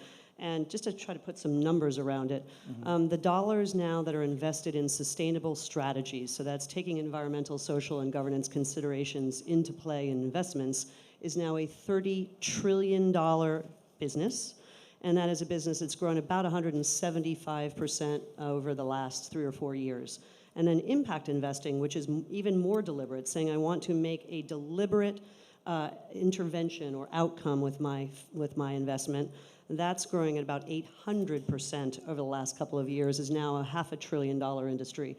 So yes, the money is moving, but we have more enthusiasm by the investment community than we actually have investable projects and structures. So part of this, from a financial services point of view, is how do we create those investable opportunities that capture this enormous enthusiasm that we've got from the investment community.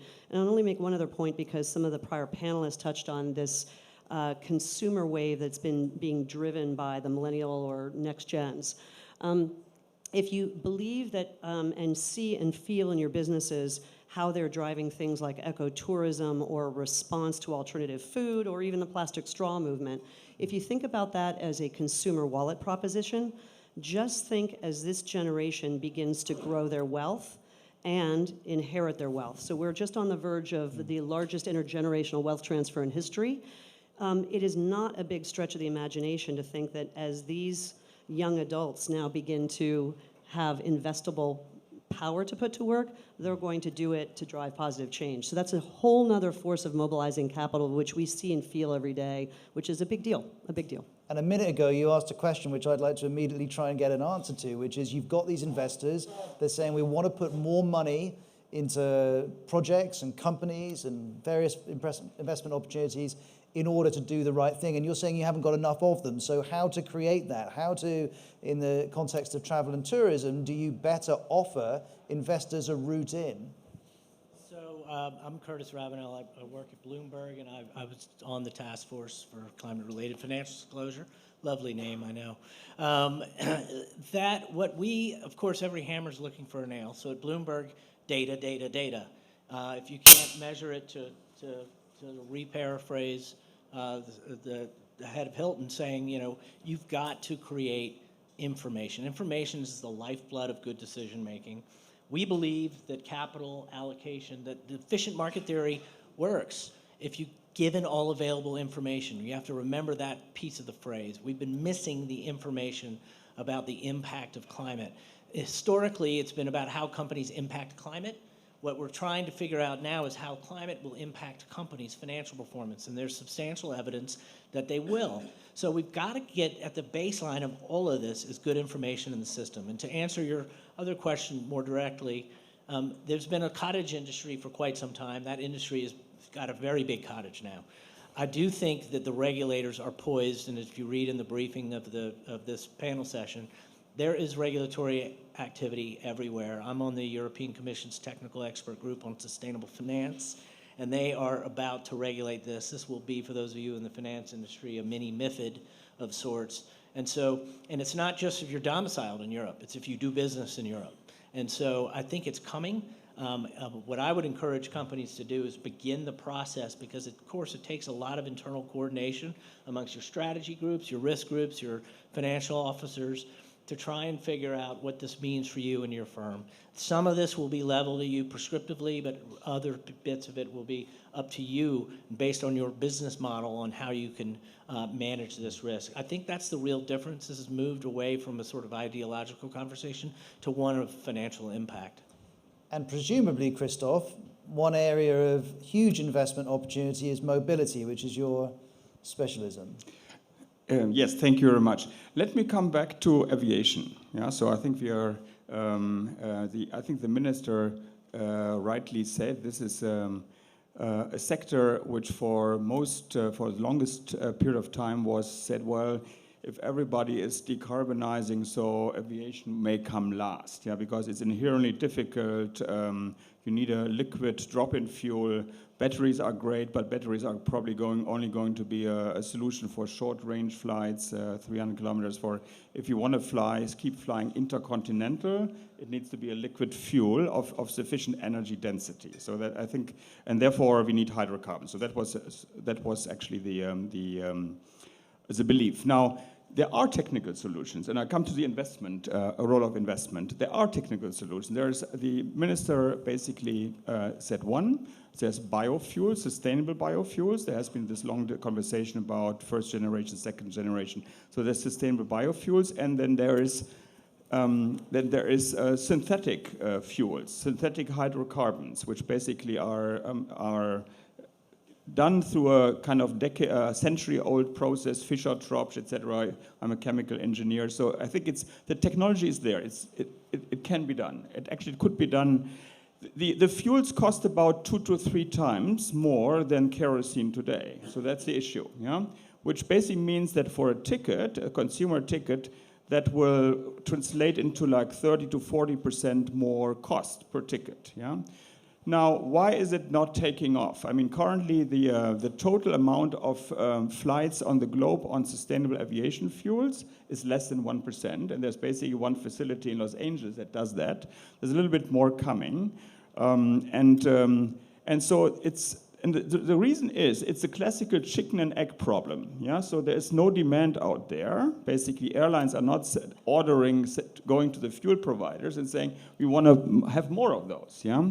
And therefore, there's nobody investing into this. And so I'm just coming from an event here at the World Economic Forum, are putting together with the entire value chain, so the Boeings and Airbuses, so aircraft with the airlines, ICAO, the regulator, that is actually hopefully they have their General Assembly as we speak, and there are plans that they adopt a long-term goal, yeah, which basically means net zero in 2050, yeah. So, or actually enter into the process of having a long-term goal. So that would be a major thing. And the key thing is how to make it how to make it investable. So in order to basically change the whole industry from kerosene to sustainable aviation fuel, you would basically need to build almost like a factory for that on a monthly basis, and that needs to be invested, and it only is going to be invested if the business case makes sense. But is there two sides to this, in that you're talking about a lack of investment opportunity because there's a lack of demand from the airlines, but could regulation come in and actually heavily encourage airlines by taxation or whichever other techniques that perhaps their demand should be a little bit up on where it is at the moment? Well, if I can, I'm happy to have my co-panelists chime into that. You'll all have to share the microphone. I'm afraid. So I hold on to it for a second. So to answer that question, yes, obviously, I mean, the industry is always asking for a level playing field. Yeah, so you may have voluntary action in certain areas of the world. So especially like in Northwestern Europe, so there's a propensity to a willingness to move forward. But there's a fear to be punished because it's a cutthroat, it's a very competitive industry, and then suddenly if your tickets are 20% more expensive, are people flying with you at the end of the day? So yes, I mean the global level playing field ideally would have a global carbon tax. Everybody's agreeing on that. But in the absence of a global carbon tax, it could be like a fuel mandate. I mean, that's the way how the car industry was basically regulated. So now we have in the European Union 95 gram per 100 kilometer. It used to be 180 gram, and it's going down every so often. So you could do that, yeah? So this would be quite powerful, but it takes a lot of political agreement, a lot of political collaboration, and there are distributional questions about, so it's actually not an easy thing to get through, yeah? So maybe I stop with that. It's like having you remember in the Lord of the Flies, there was a speaking conch, and you were only allowed to speak unless you had it. So what I was going to say about aviation is that I was fascinated the other day. I was looking at a website, and it had this video saying, do you really need to fly? Can you do your travel? Do you have to travel? Can you do a video conference? Is that a better way to do? Does anyone know what the website was? Has anyone seen this particular video? KLM. Way ahead of me. It was KLM. It was KLM Fly Sustainably. And I think KLM are doing what you're doing with Hilton, and it's fascinating because they have a whole story all the way through. It's not just we're trying biofuels. It's not just we're investigating new technologies. It's also we're offering offsets that we've actually had made gold standard, and you can track through with a good kite mark. And I think with that whole story, they're getting more impact than some of the other airlines that are just saying, tick this little box, and we might offset it for you. And I was going to say that as part of what you were saying, Chris, that one of the ways that I understand to get people to pay more or to do inconvenient behaviors is to give them the whole story. And I got that from Michael Crook, who told me this. He was a former CEO of Patagonia, and he actually did research into what makes people pay more for a product. And the answer was that if you tell them the whole story around it and they have something to buy into it, there's a limit. There's a certain amount they won't pay more, but they will pay. They will inconvenience themselves more. And I stayed at a Hilton recently. I was thrilled by the recycled soap story. I was thrilled by that. And I believe it was also the Hilton. I had to put a little note on my bed if I wanted the sheets changed. So I didn't have to do something active to say I want to be sustainable. I had to do something active not. Let me just jump in here a second, though, because while the positive stories are clearly inspirational for people who work in companies or people who experience the services of companies, the UN is saying there's basically 12 years to get this lined up. And those positive stories alone, based on the evidence all around us, are not delivering the shifts in the behavior of the airline industries that seem to be required. I think they can deliver the shifts that we need in the investment industry. What about regulation, though? What about saying, actually, if you're going to run an airline, that you're going to have to take a cost that didn't exist previously? Well, this comes back again to what we heard Patricia say this morning when she said, if you don't do it, it'll do itself. And you won't like the way it happens. Do it, change before you have to. So yesterday, the Principles for Responsible Investment issued a massive report talking about what they called an inevitable policy response right across all the sectors, which they're predicting will happen more or less in 5 years, when governments around the world add all this up and start to hit everyone with more and more regulation.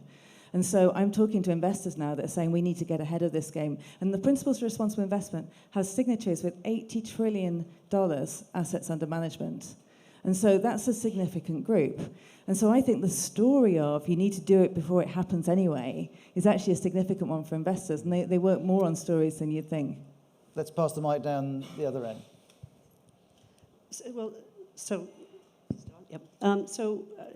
I think there are two bookends. One is the institutional capital money at large scale, and what that needs is a commonality of language and a comparison between investments in some systematic way to allow the institutional capital flow. And that's a little bit what we're trying to accomplish with TCFD and some of the other interventions. And that's what institutions need. And today, if I'm being candid, and I think these forums are about being a little bit honest with ourselves, people report on the stuff they're good at. Right? They do not report the things that they're not good at. So what do you have? A bunch of idiosyncratic reports on one company does great things in this area and another one does great things in this area. And if you're an investor, how do you differentiate and pick and choose amongst that and actually make informed investment decisions? And I think that regulation and harmonization of disclosure is a big step in the right direction so that we have commonality of data and we can compare. That's one end of the spectrum.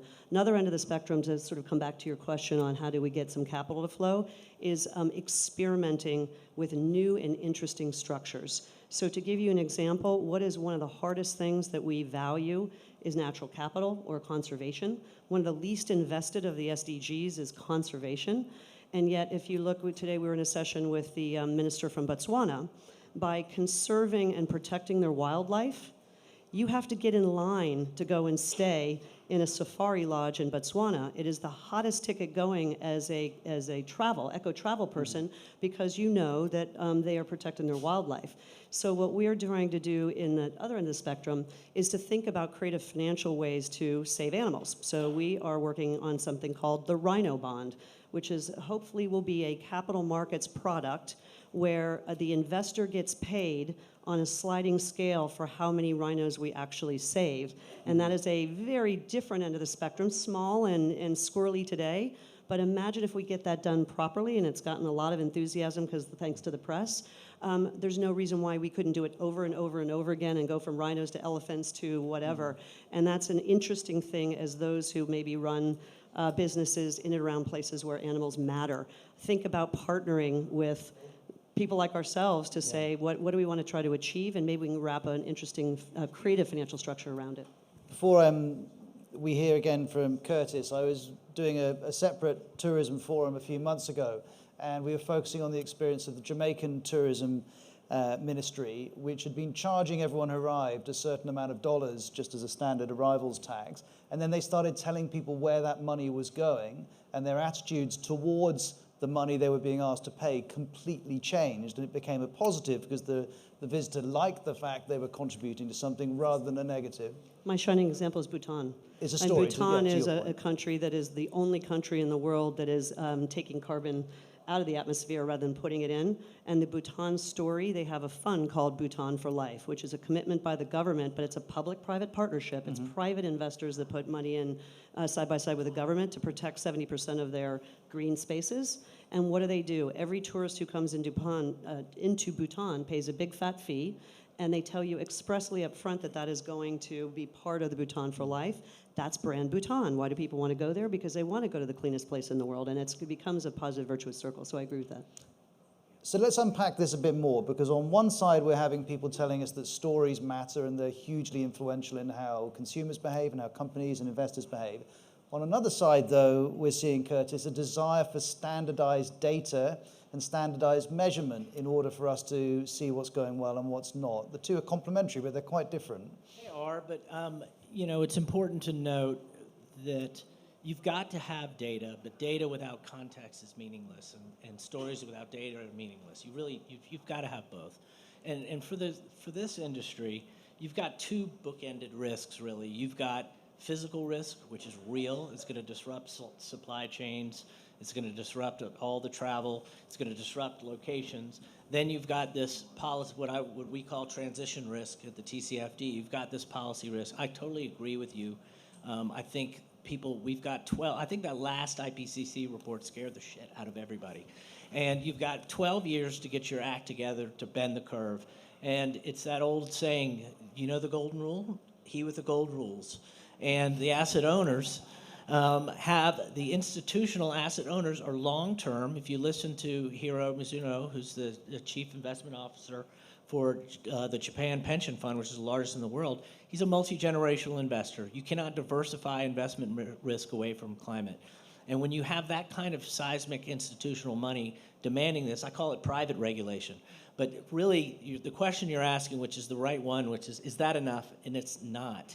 I mean, all of this stuff that has been growing in the field and the 30 trillion under management now to push towards sustainable investing is really a dry run for an inevitable. I always think of regulators as like they want to be Goldilocks. They don't want to be too far ahead of what the industry is doing, and they don't want to be too far behind. They're going to be just right. And we are at that stage, right, where they're going to be left behind. Because we have 325,000 clients. I don't know any of them that are not developing a sustainable investing strategy, primarily because they can't get in the door to the asset owner and get a mandate to manage their funds unless they have a credible strategy. But to your point around the products and services, the actual instruments needed to do that, the lack of information and standardization around what is sustainable and not, while beautiful in the beginning because it creates a lot of innovation, is really at this point too fragmented to help us reach escape velocity and really having all economic investing be sustainable. So there's a challenge for all of us in the room. How do we deliver those measures? And unfortunately, I'm late to another speaking engagement, so I'm actually going to dine and dash on you all. So lovely to see you. Thank you very much. I'm sorry I have to. All the best. I'm not sure if it's in time to hear me say that I heartily agree with that, very heartily. This is a new format where a panelist runs off every couple of minutes until I'm left on my own. We're running out of time. So what I just wanted to say is that just to follow on from what we've been talking about already, I think we have slightly confused both the risks associated with climate change and also the missed opportunities. And so a lot of what the Mark Carney has been reinforcing, the Governor of the Bank of England and the Chair of the Financial Stability Board, he's been talking about direct risk to assets and also the risks that we were just hearing about, and policy risks or transition risks or those kinds of risks. And that's what a lot of the TCFD has been looking at. There's also the issue of, is your portfolio contributing to the solutions or is it contributing to the problems? And the two are related. I made a room full of people about this size. Almost everyone in it went white because it was a room full of very high net worth individuals. I said, do any of you have investments? Of course, they all put their hands up. And I said, how many of you have done an audit on your portfolios to see what unpriced climate risks there are in it? And none of them put their hands up, but they all went a bit white. And I think that that's one of the drivers. The risk part is really one of the drivers, both with individual, with retail investors and with institutions. So I'm slightly surprised they wouldn't have done that. I'm surprised too. But at the same time, there's also where are the missing instruments, where are the missing projects? And also this slew of new instruments, this big controversy, should it be divest? Should it be? I'm actually now a big fan of these new indices that are coming out, which are knocking out the sort of 20% worst performers in every sector. They have a very, very low tracking error. They follow the standard passive indices, but it's a brilliant system. If all the regulation we're talking about comes into play, then you select it for the assets that are actually going to make money on that compared to the ones that will lose it. So you can't lose, you can only break even. Marisa?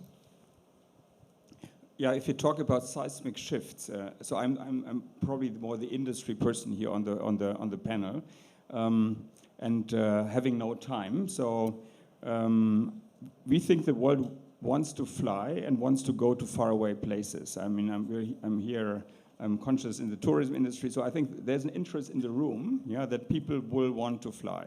So when recently we had this Friday evening conversation at our dinner table where my 17-year-old that just came from the Fridays for Future demonstration basically said, well, next summer, do we really need to go like to Turkey or so can't we stay closer to home? Because we had a conversation in our class basically saying, well, maybe we shouldn't, Okay, so we had a conversation. We had a conversation. I said, well, we're working on this clean skies of tomorrow. So the world needs to fly. The world needs to connect.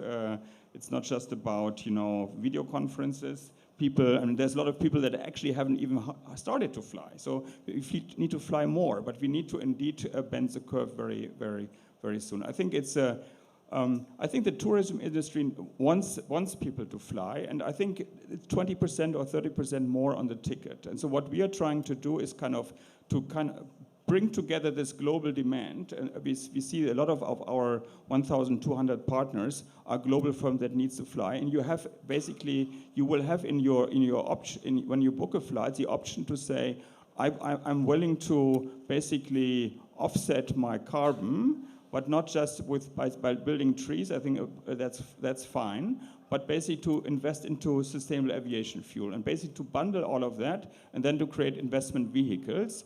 And that, I think, is the if you do this rapidly enough, yeah. So, and the good thing is the easy thing is you can blend fuels, yeah. So it's not a digital. You have to, today you fly kerosene, tomorrow you fly sustainable. You can do 3%, you have 5%, and then it's actually on a ticket price. It's almost nothing, yeah. And I think we feel a strong urge that we want to maintain the people in the world to enjoy faraway destinations, to connect with other people, but in order to be able to do this, I think we collectively have to act. Marisa? So I think that there's all these things work, right? It's you attack it from different ways. One of the things that when you were talking about how investors are looking at things, and if I were in your shoes sitting in the industry, I would think about your narrative. And because what's happening today is the investors want to invest more sustainably. What they're seeking is things that drive value. If you're an institutional investor, what is your job? Your job is to, at a minimum, beat the market and hopefully create alpha.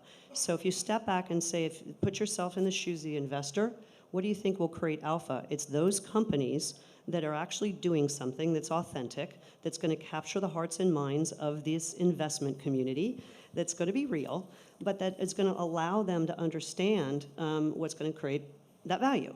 If you are putting your head in the sand and ignoring the fact that the world wants to behave more sustainably, chances are you're going to either be disrupted out of business or you're going to lose your customer base. Mm-hmm. So, but it starts at a very simple level like that, but then it gets very, very sophisticated. So the simplistic way investors have behaved in the past when they're trying to invest sustainably is by screening out things that don't align with their value systems. I don't want to invest in tobacco or whatever, fossil fuels and what have you. But now they're going to the second, third, and fourth level order of business that says much more beyond that. They're thinking this thing deeply through, which is, are these companies able to transition? And how ready are you to transition? How much capital expenditure is it going to cost for Hilton Hotels to change its electricity, light bulbs in every room, or do the soap thing or whatever? And how nimble are companies to respond? And the investment dollars are flowing to the companies that both seriously want to do it, but also actually are demonstrating they can do it. There's that authentic connection between the investment dollars and the value creation. But I just want to ask one question, and perhaps you can help me as well. So you have an investor, and they're interested in pushing money into hotel chains, big hotel chains, which are behaving in a way of which they approve. How, at the moment, do you measure whether Hilton's doing the right thing versus Radisson versus whoever it might be? How do you do that? How do you help investors? Okay, so it's very difficult, and this is the point that we're making on all this disclosure, that if we can have a commonality of disclosure, then you can actually truly pick and choose between those who are doing and not doing. So one of the markets that is a very clear, big, liquid market, $600 billion market, is the green bond market, and some of you in the room have accessed that. Where you basically raise money off your corporate balance sheet and you say that I will direct it to reduce carbon emissions under a framework that's agreed by the market. That's a fairly limited framework today because it's specifically addressing certain things, but the next generation of that is sustainable transition bond market, which is basically a company says, I'm going to raise capital in the markets to clean up my supply chain, reinvest in my electric systems, change my transportation fuel drag on my ships or whatever it is. The markets, if you can come up with a set of standards along these different transition pathways by industry, that's what the investors are calling out for. And there's a move afoot there. All three of you nodding as you say that. Gabrielle, as you can see, our time is almost up, but a final thought from you, or a final thought from both of you. Yeah.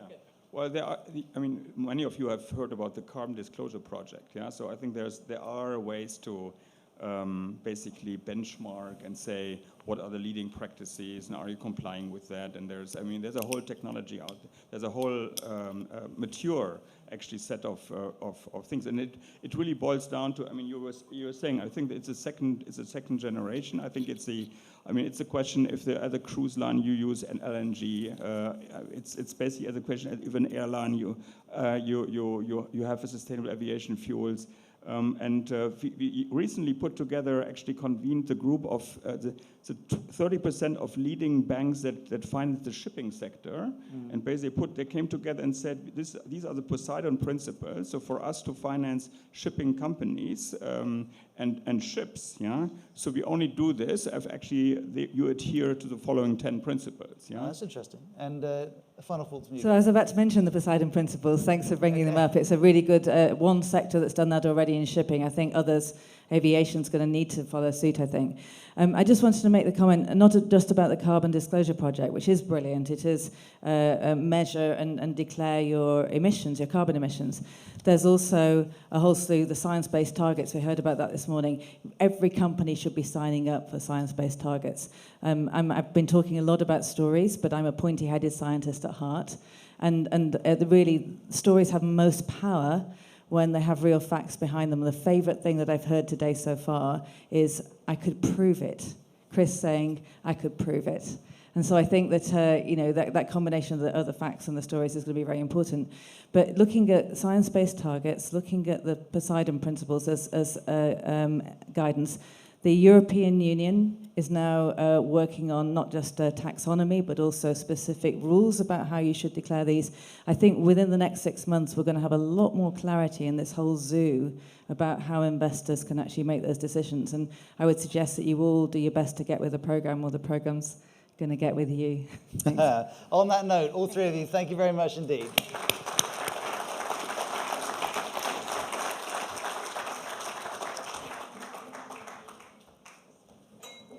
By the way, that passing reference to the European Union, I will be offering a service at the end of this afternoon, which is to try and explain what on earth's going on in my country. If any of you require that service, I'll be milling around when we're having some drinks later on. It's interesting. I heard Gabrielle and the others mention the Poseidon principle, and I immediately jotted down, I wonder if we could do some New York principles, not this moment, but whether it would be useful for this industry to agree a set of principles which guided the behavior of destinations or countries or companies as well. Perhaps that's something that we can look at.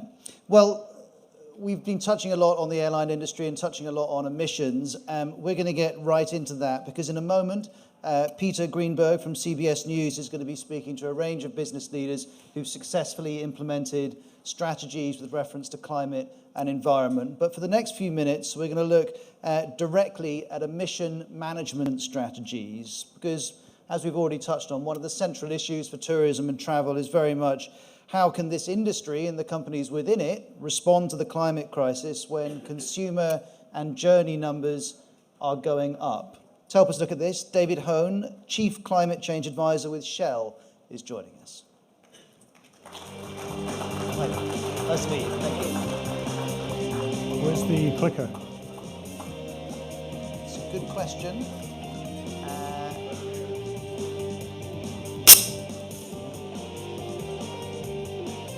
Okay. Good. Well, thank you very much, and thanks for the invitation. In Shell, we've used scenarios for over 50 years to help us better understand the future. And so I'd like to share some of that work with you today. Of course, being Shell, this comes with a legal disclaimer. You've all had the chance to read that, so I'll move on. So one of the paradoxes of the energy system, and this was a paradox that was unraveled back in the 19th century, is the relationship between energy efficiency and demand.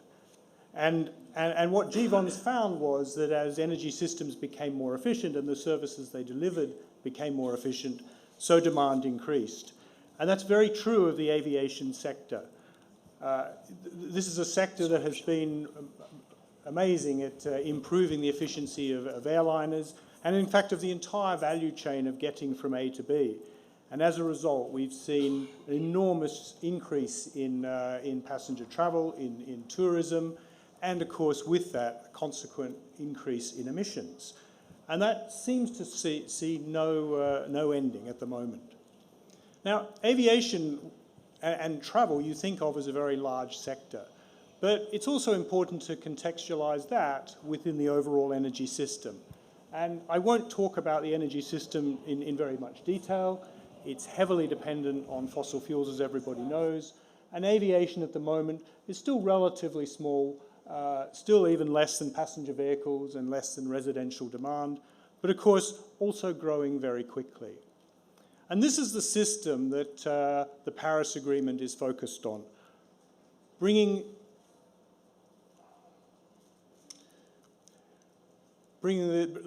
the overall warming of the climate system to well below 2 degrees C, and it does that through a set of goals.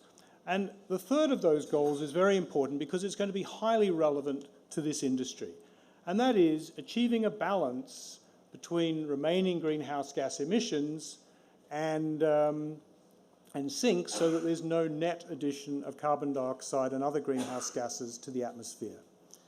And to better understand that, it's worth just having a look at how that works. We see emissions hopefully decline rapidly during this century, but recognizing that there are going to be perhaps significant pockets of emissions remaining, and that we reach this point of net zero emissions where there's a balance between what's still going into the atmosphere and what can be withdrawn. Now, our scenario work has looked at this and looked at ways in which the Paris Agreement can be realized. And we've developed a scenario that we've called SKY. It sits in a framework of other scenarios that illustrates a pathway to well below 2 degrees C. The SKY scenario involves 6 big steps forward. They're around government activity, around energy efficiency, deep electrification of the energy system, growing new energy systems such as solar PV, which by the end of the century becomes the single largest source of energy, utilizing carbon capture and storage, and of course looking at the land-based system and ending deforestation. Now within this, travel and transport sits. And of course, in some aspects of that, such as ground-based transport, that's an important aspect of the travel and tourism industry, there's rapid and deep electrification, as we heard from the Norwegian minister today. And so even as demand for surface transport increases, for ground transport increases, the emissions drop rapidly and we shift to an electric base. This is because this is a high turnover sector of the economy. But aviation, which makes up 40% of the emissions of the travel and tourism sector, as we saw back at the beginning of the session today, is based on very long cycles. And you think about, for instance, the Boeing 747. First arrived on the scene in the 1960s, and in fact, we may even see the last flight of a Boeing 747 perhaps as late as 2060 itself. So a nearly 90-year cycle for that particular piece of transport. And so the question is, how do we start to manage emissions from that, given that what's in the skies today and what's being built today and what's being planned today will be flying for many decades into the future, and yet, as we've heard, we're talking about 30, 40 years to get to net zero emissions. In the SKY scenario, there are a number of pieces to this puzzle. Biofuels plays a very important role. Biofuels are used in a number of sectors in the scenario, but aviation takes up a big chunk of that later in the century. We can imagine alternatives coming in, and we've heard a little bit about electric aeroplanes, but in the SKY scenario, we thought that hydrogen perhaps has potential. But don't imagine you'll see this soon. A lot of development has to go in for hydrogen to be a viable fuel for the aviation sector. And so this is something that emerges in the second half of the century. We heard earlier about synthetic fuels. And looking today, synthetic fuels look to be cost prohibitive. They rely on a source of carbon that doesn't come from fossil fuels and doesn't come from biomass, so it must come from the air. And the capture of carbon dioxide from the air is still a nascent technology. The facilities that run today operate in the tons per year, not in the billions of tons per year. And so we have to travel a long way to bring the cost of this down to something that could be viable. And so as this century unfolds, we see the aviation sector changing, but perhaps not changing as much as everybody thinks. Fossil fuels continue to play a role for some of the century. Hydrogen emerges in the second half, perhaps in very different types of planes. But of course, biofuels also are filling part of the role. But we're left with an issue. We're left with remaining emissions. And these have to be managed in this net zero emission system. And how does that happen? In the Sky scenario, we turn to a very particular technology, which we think will be important throughout this century, but particularly in the second half of the century as we look towards a net zero emissions outcome. This is the ability to capture CO2, transport it, and geologically store it. This is something that is done today at scale, not in many locations, but nevertheless is a technology that, for instance, the oil and gas industry has matured over the last 30 to 40 years. It works. In the Sky scenario, we start off today in 2020 with an energy system that is heavily emitting. Some 35 billion tons of CO2 going into the atmosphere from the energy system. But later in the century, we do see a system that can reach net zero emissions, based largely on substitution and eventually the use of carbon capture and storage. But we have to start scaling all of these elements up now. We turn to a particular variation of carbon capture and storage to actually remove CO2 from the atmosphere to balance the emissions that are coming, that are still remaining from sectors such as aviation. And that's a technology called bioenergy with CCS. This is a process whereby in the production of bioenergy, you incorporate carbon capture and storage, and the entire process, as well as producing energy from biomass, also results in the net removal of carbon dioxide from the atmosphere. And this has to be employed at scale to balance the remaining emissions from sectors such as aviation. And this then gives us the overall net zero emissions outcome that we need. Now, the Sky scenario reaches net zero emissions globally in 2070. A bit later than we were talking about in the early parts of this session today. But nevertheless, it is a well below 2 degrees C scenario. And we worked with MIT to assess the outcome of the Sky scenario and find that it's between 1.5 and 2 degrees C as a mid-range. If, in addition to these changes in the energy system, you incorporate large-scale changes into land use, you can get to the 1.5 degrees C outcome. And this combination of approaches, as is the case in aviation, but also globally for the entire system, is necessary to reach the goals of the Paris Agreement. The reforestation goal is equivalent to reforesting an area the size of Brazil. Very, very large, something like 700 million hectares. But all countries have to play a role in that. So, to conclude, travel and tourism has a key role to play in the transition. This is a transition that does get to net zero emissions. It also has to be the eventual goal for the aviation sector and the travel and tourism sector as a whole. But there's no one solution here. We've seen the role of biofuels, the role of hydrogen, the role of sinks, all playing important parts of this transition. This combination of approaches is what delivers the goal that you're talking about today. Starting now, of course, is essential. Thank you very much.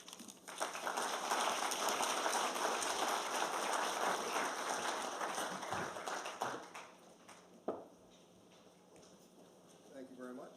Is this on? It's not. But I'll say hi anyway. Peter Greenberg here. I'm the travel editor for CBS News, and I'm reminded of the comments by Secretary Espinosa before when she said, change before you have to. I'm also reminded of a conversation that Ernest Hemingway once had with a friend of his who had lost all his money.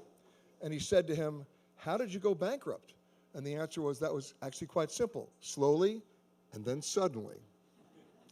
And as we are at this critical juncture between sudden and slow, or slow and sudden, it's a perfect opportunity to call up onto the panel our panelists today. Sean Donohue, if you can come up, Chief Executive Officer of the Dallas-Fort Worth Airport. Sean. Gloria Fluxa, who is the Vice Chairman, I love her title, she's also the Chief Sustainability Officer of Iberostar. Jeff Rutledge, who's the CAO of AIG Travel. And last but not least, Darrell Wade, who's the co-founder and chairman of Intrepid Travel. Going back to what we've heard already, the numbers are still pretty staggering. I'm going to start with you, Sean. We know already that the numbers in the aviation sector, whether it's transportation, ground, or air, are largely responsible for what we're talking about today. What have you done at DFW that didn't wait for regulation, where you were able to take the initiative? Sure. Thanks, Peter. And I have to start with explaining how airports measure their carbon emissions. Obviously, if airports were to count the emissions of airplanes, we'd have a pretty poor record. So the way we measure it is where our direct impact is. And DFW Airport's the largest carbon neutral airport in the world.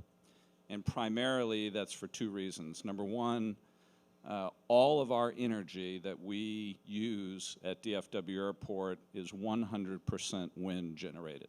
So that it's important to note we purchase 100% of wind generated power. And you think of Texas, you think oil and gas, and actually Texas is the largest state in the U.S. in terms of wind generation. So you wouldn't really think about that when you think of Texas. So number one, we purchase 100% renewable energy. Number two, the other big impact we've had is every airport in the world has far too many buses, and we're guilty of that. And we now use renewable natural gas in our bus fleet.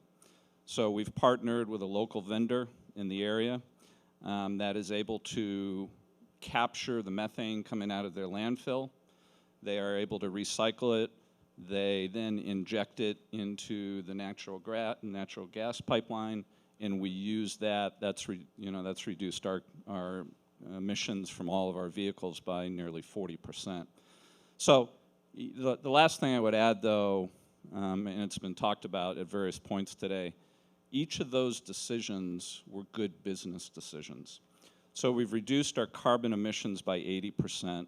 At the same time, we've reduced our energy costs by over a third. So we've reduced our energy costs by over $20 million in the last 7 years. And on the renewable natural gas, we've reduced those costs by $1 million. So you can accomplish what you need to accomplish in terms of being good stewards and also make sure it drives good value. Now, you mentioned landfill.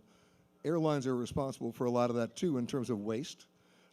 There's a recent flight in Australia between, I think, Sydney and Adelaide, in which the airline, in this case Qantas, recycled, reused, or basically composted all the products from that 725-mile trip, resulting in a zero-sum situation. Right. To what extent can you encourage your tenants to do the same thing there? Well, one of the areas we have to do better at DFW, we're going to be investing $5 to $6 billion in infrastructure projects in the next decade. How can we do a better job as we go down that path, having less of an impact in terms of emissions, using less energy? So, for example, last year we rebuilt one of our runways. It was about a $200 million project. We actually used 40,000 tons of construction materials on other projects at the airport, recycled them to use in that new runway. So I think we're all looking at recycling opportunities as a benefit as well. You know, in Dr. Wolf's last presentation, and also again looking at the Shell presentation, we take a look at the 747 and the history of airline and airplane development. We talk about biofuels and hydrogen. The interesting story is, if you take a look at the history of the airline business, they depended on their research and development not on anything internal. They depended on the military. The DC-3 was actually a C-47. The Boeing 707 was developed as a tanker, right? The only thing the military is doing these days is stealth bombers. So you really can't depend on them for a new generation of aircraft. We're just extending existing airframes. So when you think about that, the same thing almost applies to biofuel and hydrogen. It's available. It's just not being used enough. It's a question of supply and then demand. How do you encourage that? You heard the Minister of Norway saying they've already put a process in place to force the airlines to use at least a percentage of their fuel starting at a certain target date. Well, that's probably more of a policy question, Peter. My but view is... But you're the landlord. Right. The airlines have signed up for CORSIA, which is a 2050 target. The primary way they have announced they're going to make it is by purchasing credits, offsetting credits. That is billions of dollars. I would argue with the pace of technology and opportunities, the aircraft manufacturers, the engine manufacturers, will be able to find better solutions than buying offset credits. Something more tangible. Gloria, you're, every hotel, and we heard Chris talk about it earlier, was the first, they all jumped on the plastic straw, the single-use plastic items, but you've gone beyond that in terms of sustainable fishing, ocean pollution. How did you target those, and then how did you achieve those goals? True. So from my very start, we're still purely family-owned. We're managed now by the third and fourth generation. So that allows us to have now a size of 8 million clients, 120 properties, and a community of 35,000 employees. But we're still very agile in our mindset. So we're able to move into uncharted territory. And in that aspect, we're more bold with regards to what we feel the identity of our company should be. And we're moving towards contributing to a more sustainable tourism model. And with regards now, coming back to the plastics and what we've done in the hotels, we launched a movement 2 years ago after doing a lot of analysis with the scientific community, academics, and realized that we wanted to contribute to our oceans. We're very passionate to the oceans. And aligned with the SDG 14, we tackled all the ocean's most relevant problems. So marine pollution, global overfishing, and anything that had to do with coastal health. So after having analyzed that, we did an internal team of scientists and started working towards it. And the first pillar with regards to plastics, what we did is we did an analysis of how we were looking with single-use plastic consumption, more than thousands and thousands typologies of items. And we were bold enough to become the first hotel chain in Spain to eradicate single-use plastic in 40 of our properties, up to what the legislation will allow us, always keeping the circular economy in mind. So we changed anything from a water bottle, we eliminated amenities, we changed minibars, we changed coffee capsules, we were able to do water fountains to all the systems of water supply in our hotels. And this is now extrapolated to all the 19 countries where we're present and we operate. So in regions like Cuba, Jamaica, Dominican Republic, our compromise is to be single-use plastic-free by the end of 2020, and we're still striving towards that. Yes. Being family-owned, the benefit is you can innovate without having to report quarterly earnings. True. So you can be more bold, yes.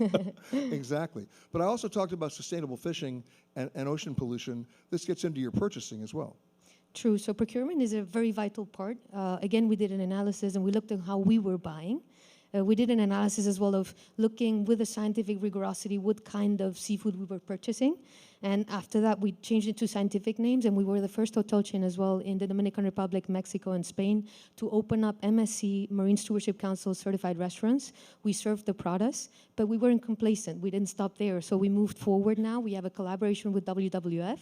We're opening up our purchasing. We're looking at how to divest in endangered species, how to offer an excellent gastronomic experience to our clients that they can enjoy, but they know they're being more responsible every time. And last but not least, with seafood, training has been very important. So we have a consultancy firm out of California that has given training to our executive committee on how to be more responsible in the choices and how to give the training on what a responsible seafood option looks. Sure, that's an internal decision, but also letting your consumer, your guests, connect the dots. I mean, I'm the same person who gets upset when I see the plastic card on the bed asking me if I want to save the environment by not having them wash my towels. Yes. Right? So then I'm cynical about that. We've talked about that today. But then one of the hotels actually said, let me take you downstairs and show you the laundry system we have here. I had never seen washing machines that big. Right? I mean, they're unbelievable. And then you could actually connect the dots to see the amount of phosphates used, chemicals, et cetera. You can then make a conscious decision. But they weren't done yet, because I still wanted to know the $10 that you're saving, where does that go? Does it go, and you have to be able to follow the money as well. Do you educate your consumers as to that? True, we do educate them, and they have to understand that being sustainable doesn't have to take away from the quality experience. We're very focused in the quality.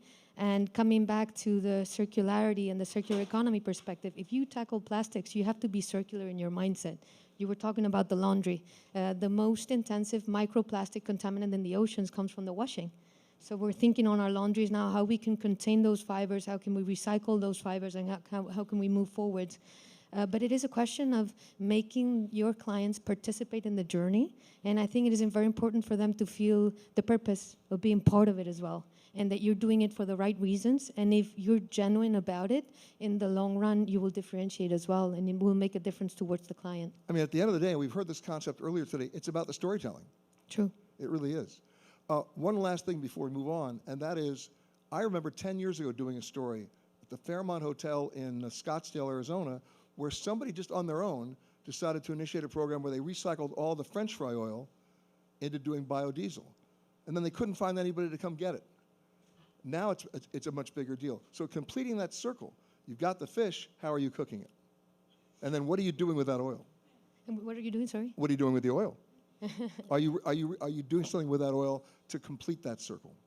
So again, it comes back to the circularity. So you have to look at it from a holistic perspective. One of the aspects, for example, of food certification or seafood certification, it's different if you have a certified seafood, but if it does come from 5,000 miles away, what is the impact on that seafood? If you come about the oil, what are you doing with the food waste? What are you doing with the cooking process? So there's no cookie cutter perfect solution. You just have to really take a stance, be bold, be brave, and start working your way through, because it is a necessity to work towards a more responsible tourism model. Now, Darrell, we've been talking all day long about carbon neutral. Your goal is to be carbon positive by next year. Explain. Yeah, we're a bit bored with this carbon neutral thing because we've been doing it for a while. Just to kind of recount the history, in 2005, we had so 15 years ago, or nearly 15 years ago, we had a bit of a revelation that there was going to be a climate crisis. And so the very first thing that we did was actually talk to our staff about it and talk to our travellers about it, our clients about it. And fortunately, they agreed with us, and we examined the science, and we set out a kind of a 5-year framework to try and become carbon neutral. And through that... Can you walk me by what that was? means? Yeah. Yeah, sure. So in fact, in our particular case, we operate in 100-odd countries around the world, and we use all sorts of different transport. Life would be a lot easier for us if we just use ships or just use planes, but we don't. We use tuk-tuks and trains and horses and whatever. And so we literally measured our carbon emissions from every form of transport, from every form of accommodation, and where we incurred waste, right across our platform. So that was a very extensive What were some process. of the biggest surprises that you discovered? Well, one of the surprises was how much it varied from country to country on the same form of transport. So, a train is not a train. Carbon emissions can be enormous on one train and relatively insignificant on another train. And so I guess we, this whole process took us 5 years, and I think we actually thought it'd probably take 18 months. It took a lot longer. But anyway, we assembled the fact space, if you like, and then we went around and reduced our emissions where we could, and then offset the balance where we couldn't. And so 5 years later, we got an audit sign-off to say that we were carbon neutral. So that's almost 10 years ago, and kind of we're pleased with that. But I guess we're slightly disappointed, and today is a great step in kind of reversing that. But our industry hasn't really stepped up to the plate as much as we thought they would have. And why? That's changing. Tell me why. Changing. I don't know why. If I knew that, I'd tell you. But I think basically, you've got this common of the problems issue where if we do something, it doesn't necessarily mean everyone else is going to do something, and you don't necessarily get the benefit of things. So who's going to pay for the things? I think the story, and Chris Nacetta talked about it well today, the story that's perhaps not come out is that there can be a real vested interest in investing in your clients and the environment, and telling that story. And so when back to 2010, our turnover is about 50 million. These days it's about 500 million. So even though it's cost us a lot in terms of what we pay to get our carbon emissions offset, our profitability is actually higher than ever, and our sales are through the roof. But so it's doing okay. But that was a tougher story to sell when you started. Yeah, it was. That's right. And, I guess we're kind of fortunate that we're privately held. You asked before about the ownership thing. And so we had that advantage that we didn't really have to worry about our shareholders, or more to the point, our shareholders were fully aligned on the journey. Although, interestingly enough, again, you look at Hilton and it's gone from a privately owned situation to a publicly owned situation, and yet continue that journey all the way through. So I'm not sure that sometimes ownership isn't seen as a bit of an excuse for not doing change. I think if you consult with shareholders and your owners, you might be surprised with what you find. Jeffrey, you deal with risk and volatility. Fair enough? Fair enough. Okay. What a great introduction. But the point remains, you have to have a metric, whether it's an actuarial scale or a metric to apply to any unforeseen situation in terms of disaster, calamity, natural causes, whatever. We're talking about something else today. We're talking about how can you reorient your approach to insurance to incentivize the industry to do a better job, almost in a reverse way. Well, I think that approach is really not just for the industry and for this particular situation, but you're finding that in risk and insurance, that's really kind of becoming a universal approach on how we look at and tackle issues well in advance, so you don't actually have to face the risk. If we think about the issues that we are addressing today, literally every one of the initiatives, ideas, the things we're hearing from companies, they all have to move forward. Because the issue cannot be solved in one specific way or by one specific company, and we're all facing different parts of the value chain. When we think about what actually causes risk, right? We tend to, the issues of what changes, we can always rate for risk. We can, something changes, we understand it, we can figure it out. If we look at travel insurance in particular, it is one of the specific engines to try to make sure that we focus on financial security and resilience. And that's really how we look at all of our insurance products across the spectrum at AIG. It's very clear if you think about just where we're sitting today in this neighborhood, and this is welcome to New York. This is my neighborhood. I've lived on these streets for 20 years. And we certainly know how our industry changed post 9/11 and everything, and we see, and we're sitting in the resilience of where we have come since that change. That changed how we thought about the risk, and we thought about it very specifically in the context of terrorism and how that impacts travel and what happens when we do that. And we as an industry have really focused in travel as a change, a focus for change for good, a focus for peace, making sure that what happened on that day did not shut down travel. And we continue to push against those who want to have an approach that is xenophobic, that really allows people to not travel. But when you think about the issues that we're talking about today, it was in 2006, AIG was one of the first U.S. insurance companies to really recognize climate change as being primarily caused by man.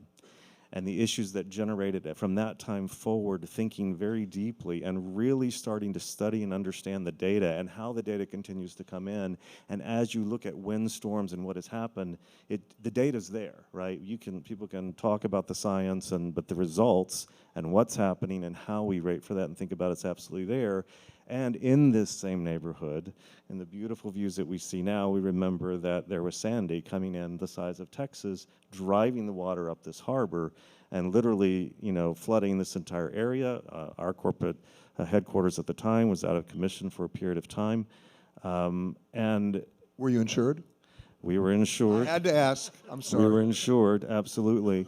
And those types of issues, but can also be addressed. But it's so critically important to realize that both of those issues, whether it's terrorism or whether it's climate change, were caused and are caused by man, and they can be addressed by us working together to address those things. And travel, is so critically important. And I think we as an industry have to recognize and come together when the youth of this world are challenging us, rightfully so, and they need to challenge us, but we also have to remind them that travel is still a force for good. We should balance it out. We have to make sure that we're doing all of these things correctly, because the same issue that we push back on 9/11 is exactly the same issue that we push back here on as a travel industry, and we have to do it collectively together. Of course, when we think about, Sandy, you mentioned Sandy, Irma, more recently Dorian, the questions that are always asked of me at that point is, tell me about travel insurance, right? And the first thing I ever tell them is, you've got to buy the policy before the storm is named. Correct. Right? Right. You can't buy fire insurance after the second floor catches fire. That's correct. Okay, having said that, I think we're all in agreement here. The storm has already been named. So do you see a situation where you can't insure somebody or something because of climate change? In the main, I would say no. I mean, you're absolutely right, and we receive that question. It's an unfortunate question all the time. Once a storm is official, you're absolutely right. Once you can't purchase insurance on this building once the fire has started. So we always encourage people to know that and be prepared before they go. Travel insurance in particular. Now, this is a little bit different than sort of infrastructure insurance. Travel insurance will always follow whatever the patterns are of travel. Right, so what's so unfortunate is, like, once a destination is taken out by a windstorm, people stop traveling there. So until that corrects itself, things don't. So we can actually provide and cover and take care of people, and as they happen more frequently, yes, more people will be aware, and they will be able to happen. What we cannot replace are the things we talked about of natural, design. I mean, you can rebuild buildings, you can rebuild infrastructure, you can send people on trips to other destinations, but there's, insurance products can't do what Mother Nature takes out. But I was asking another question as well, and that is not talking about actual storm damage, but behavior. Meaning, are you going to get to a point where you can say to a company, our premium is going to go up unless you get rid of certain things, unless you do the single-use plastic situation, or unless you do recycle X, or you change the way you source your fish? Well, certainly on the infrastructure side, because that's been part of our initiatives across, because it's infrastructure, but it's not just infrastructure. It's it's financial stability, it's directors and officers, it's liability, it's literally the entire. If you're not deeply thinking about literally every part of your value chain and what the potential risks are, we're answering those questions with our clients and customers today, helping them think about that, looking at it, looking at the data, and it's not we're going to charge you more. It's the rates will go up. They'll have to go up. But I'm talking about charging more as an incentive, perhaps, to basically stimulate better behavior. I think it's something that can be considered. I'd be the last person to ask you to increase your rates, by the way. Yes, that is. I think there are definitely important ways to have that conversation to get to the same result, and it is by not just talking about just the rate, but literally helping companies think through every part and how can they do something to correct something, sometimes maybe at a minimal cost, that will actually help them reduce their rates going forward. Now, Gloria and Darrell, you are basically providing experience. You're providing an unusual product that people can enjoy. Sean, that's not your situation. You're basically providing, I'm sorry, you're providing a different kind of experience and a difficult more story to tell, I think. So how do you tell consumers what you just told us today about wind energy and everything else as they're racing through trying to catch a plane? Yeah, that's a tough one, Peter. One of the aspects of this that we've learned in the last couple of years, and it helps telling the story, is how many organizations that are out there that are willing to help you on this journey. So, for example, we just signed up with the U.S. Department of Energy National Laboratories, along with Oak Ridge Laboratories, and they are doing, with their incredible computing power, a digital twin of our entire airport in terms of mobility. And what that's going to allow us to do is become just far more efficient, get a lot smarter with mobility on the airport, And one of the things that I've learned, and we all see this in our organizations, you know, I've got a great team who's driving all this. You know, they're very creative, they're very innovative, and you know, you put that together with all the outside resources, you know, the great people we have working in all of our organizations that just have a passion and commitment about this. And it's not only just looking at the renewable side, but how can we actually reduce our overall energy usage? Because there's lots of ways of getting at this issue. So, you know, finding those type of organizations that are willing to partner, and believe me, they are out there. That helps us with our narrative. Now, you know, as someone's making a 33-minute connection at DFW, are they going to see that? No, they're not. But over time, that By the way, if they narrative can make a gets out. 33-minute connection, I would like to know that. Okay, but bottom line. We won't talk about their bag either. But bottom line is, how do you get them invested in what you're doing? Well, one thing that is clear, as the demographics of travel change, you know, we promote within the airport that we're the largest carbon neutral airport. The younger travelers, they know it, pay far more attention to that. We get more commentary on social media. We talk about it a lot on social media. I get a lot of feedback, both positive and negative, and that's good. So it, you know, depending on the demographic, will determine and differentiate where you're making the impact in terms of connecting. But that demographic keeps growing, and therefore, overall, more and more people are going to get it. I've always believed that if you can understand the process, then you can value the product. So you're both operating, Gloria and Darrell, you're both operating in many different countries, many different organizations, many different cultures. How do you get your frontline people to tell your customers that story so that they're invested? Training. You know, you've got to spend a lot of time with all your stakeholders. So in terms of your staff, you literally have just training sessions the whole time on what climate change is, what we're doing about climate change, what we will be doing about climate change, and so forth. And then travellers, both before they depart or even before they book, while they're on the journey itself, and then after the journey, you're communicating. And so, you know, storytelling is a very powerful thing. And if you get your staff and your customers on board as part of that storytelling, to a certain extent, you can do anything you want to do, you know. Gloria? I would just add training as well, but training with a positive reinforcement. It has to be through involvement and not imposition.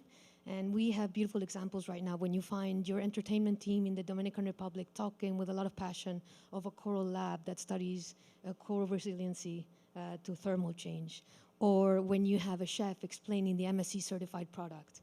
Or when we have our executive committee thinking about circularity and what to do with food waste and how to do energy savings. And that part has to do with training, communicating, and again, with a very optimistic and positive message. Being realistic, but being positive. Before we go, we have time for a few questions, if anybody's got some for our panel.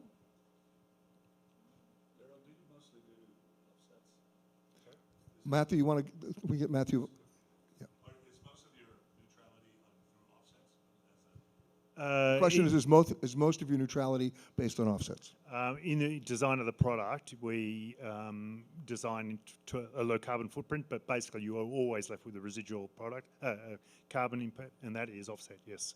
And would you be willing to share the industry, what took you 5 years to figure out how to measure that? Yeah, well, absolutely. So if anyone wants to know, feel free to contact us, because now that we know, you can do it really fast. and that's not a trade secret. Happy to share anything, no problem. Other questions? Going once? All right. Mr. President? You opened your mouth. I said, Mr. President. Please thank our panel, Darrell, Jeffrey, Sean, and Gloria. And Ross, if you're here, I'm turning it back to you.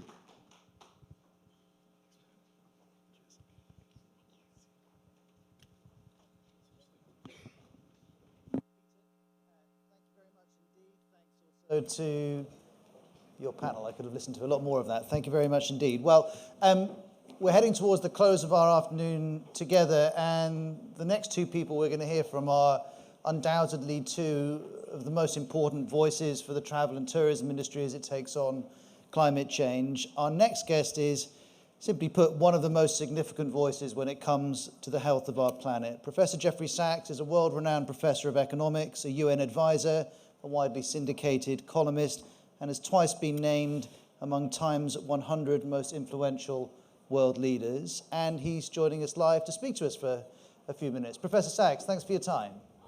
How are you? Can you see me? We can, thank you very much. There's a group of a couple of hundred people, and we're interested to hear what you have to tell us. Thank you very much. I wish I could be with you. I think we're just down the block from each other, but these UN days are so crazy that I am about triple booked and very happy to be able to join you virtually. We all love the tourist sector and industry, and it's under threat. And so I'm very grateful to you for taking on the challenge of climate change to understand what's happening and to brainstorm on what the industry can do. And I think the answer is a lot, because billions of people are in contact with your industry.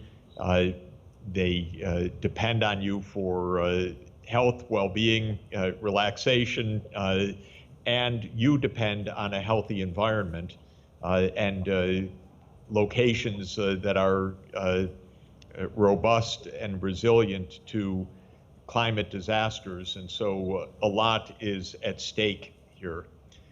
I would urge you to think about the challenge in 3 different dimensions. The first being how the sector itself can reduce its own climate impacts, basically how the challenge of decarbonization intersects with the travel and tourism sector. The second is what can be done to increase resilience and adaptation.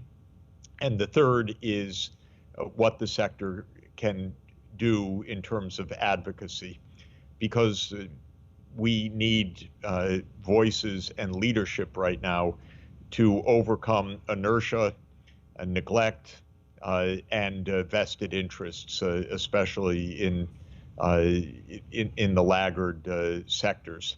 So let me very briefly touch on all 3 of these dimensions.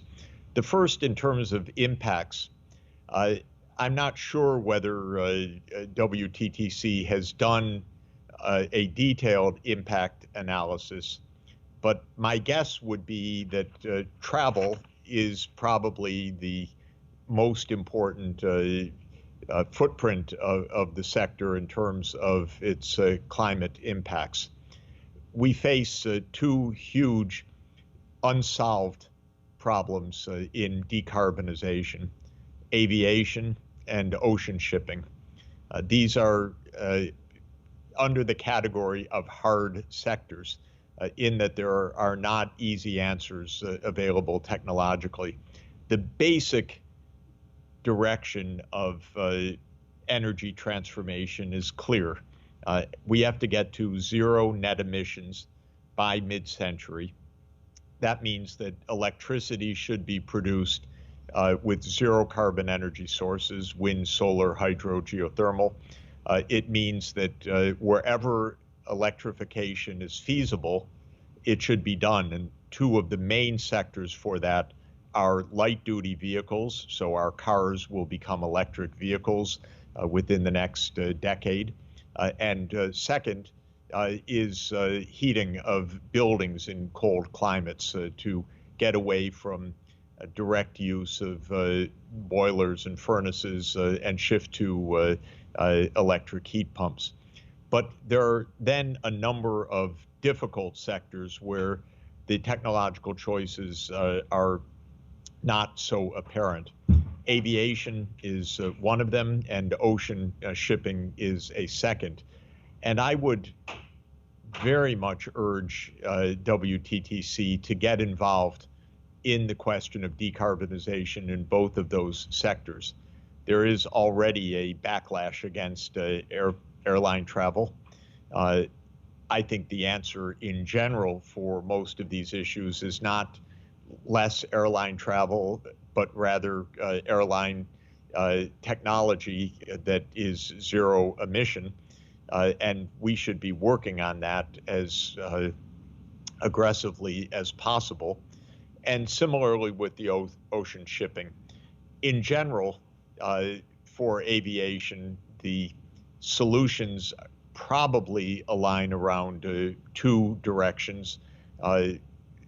Electric air travel on batteries for short haul travel, and for long haul synthetics, synthetic fuels rather than petroleum-based kerosene and so on. And for ocean shipping, the most likely pathway is hydrogen, hydrogen combustion or hydrogen fuel cells. But we're behind in both sectors. They're both important and growing sectors. They're key for your industry that solutions be found. I am calling on the World Business Council of Sustainable Development to help organize technology roundtables at a more urgent rate in both of those sectors, and I hope WTTC could be involved in those discussions. When it comes to adaptation, clearly there's a tremendous vulnerability that is apparent for tourist destinations almost anywhere in the world.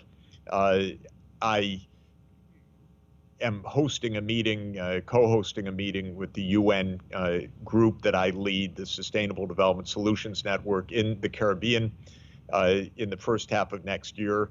And I suggested that we have sessions on hurricanes, hurricane preparedness, and so forth, which are obviously devastating the Caribbean and other island and coastal areas around the world, with horrific consequences and inadequate response, inadequate insurance, inadequate preparedness, inadequate structural readiness, and so forth. And so this is one kind of topic that is pressing.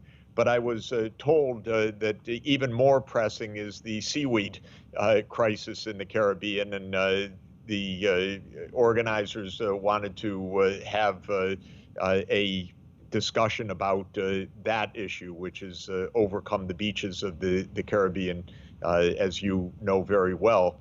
And that is another sign of anthropogenic damage that is being caused.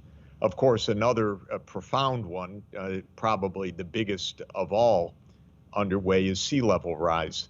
And the sea level rise potentially will be devastating, unfortunately. The evidence is that just a little bit more warming, well under 1 degree C, is compatible with about an 8-meter sea level rise looked at a century or 2-century time scale. The last time Earth was a little bit warmer than now was the previous interglacial period 115,000 years ago, and it is robustly the case that in that previous interglacial, almost at the same temperature as now, sea levels were 8 meters higher than they are today on a worldwide average. So this would be beyond any capacity of adjustment. It's why mitigation is so absolutely essential. But sea level rise is a core issue probably for a high proportion of the greatest tourist destinations in the world. Of course, coral reef destruction and many, many other topics are core for adaptation as well. Again, I would recommend that WTTC become heavily involved in this adaptation discussion, certainly with the UN Sustainable Development Solutions Network. I would welcome any kind of engagement and partnership. I think the industry could play a lead role in ground truthing and ground monitoring of the environmental changes that are underway and the biggest risk areas as well. I mentioned a third area where I would be grateful for your leadership, and that is public advocacy. The world loves your industry, lives for it, and needs to hear the voice of the industry in saying, we're all in trouble. We need to stop. We have political leadership that is not leadership in this world. In the United States, we're in the worst political crisis I think we've been in our modern history, actually. The President of the United States bragged this morning at the UN about how the U.S. has become the world's largest producer of oil and gas in the world. This is not something to brag about. This is absolutely terrifying. The misunderstanding, the grotesqueness of the greed, and the destructiveness of an approach that is trying to maximize rather than end fossil fuel use. Your sector could communicate a lot with the public to explain that what we are experiencing and what we are risking is endangering what we hold most dear. I can mention also that I was involved a couple of days ago in a very wonderful, I'll stop here, a very wonderful session led by the Greek government calling for policies around protecting historic and cultural sites around the world from the effects of climate change. That's an initiative that also WTTC could join. I think it's a fantastic initiative. I know UNESCO is going to be involved, but we need to help everybody understand what is at risk. It is things that we most hold dear and we most value in our quality of life. And your sector is very much engaged with that. So please keep your voice heard and clear. If I can do anything in my capacity at the United Nations to work together with WTTC on these issues, I hope that you will call on me. Thank you very much for letting me join you today, and thank you for your conference.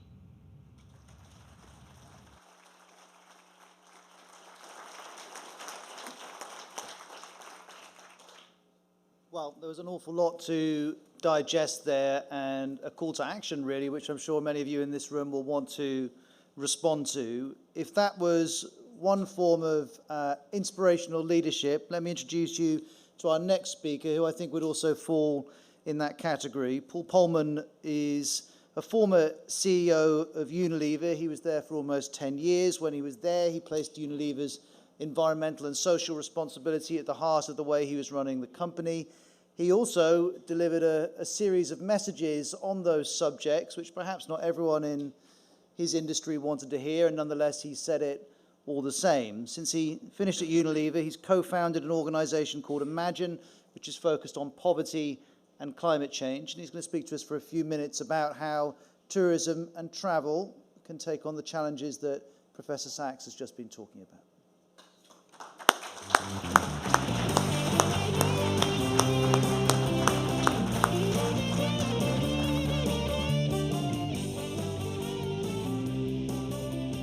Saw my old friend Felipe here, so I need to first give him a hug.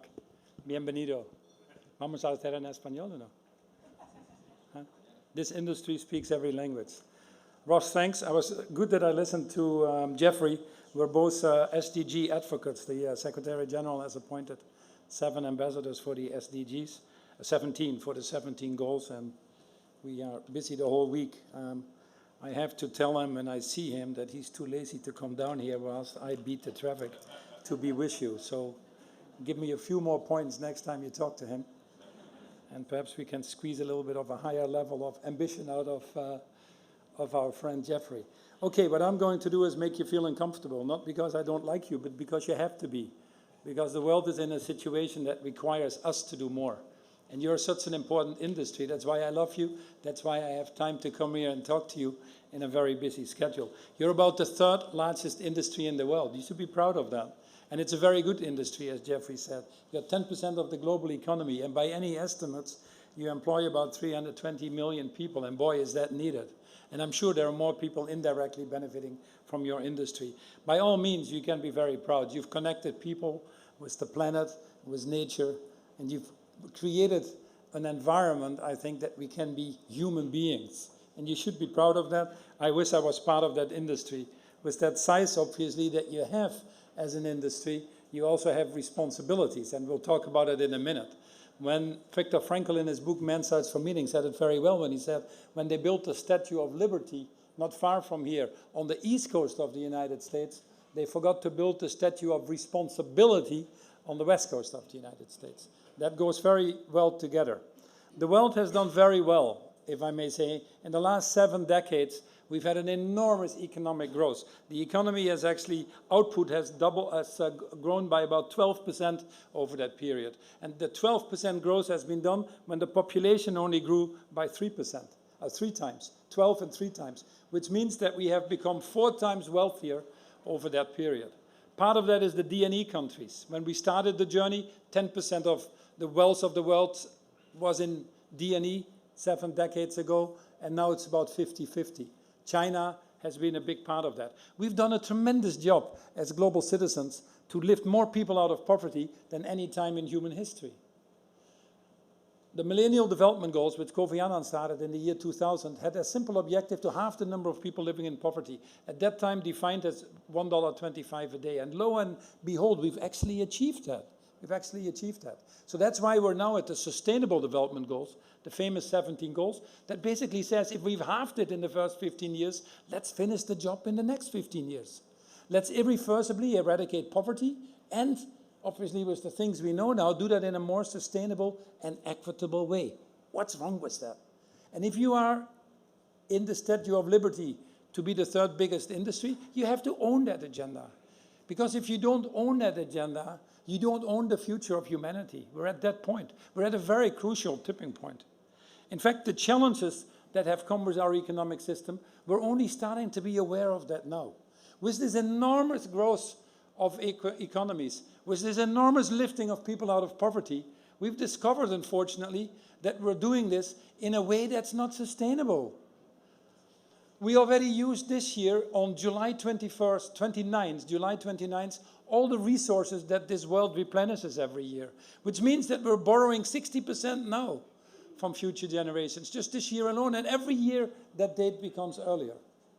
We're living well beyond our means. The crisis in 2007, 2008 has shown that our economic system is basically flawed. There's nothing wrong with capitalism if we evolve it, like Franklin Roosevelt did in this enormously great country with the New Deal. That's when you got Social Security. That's when you got your health benefits.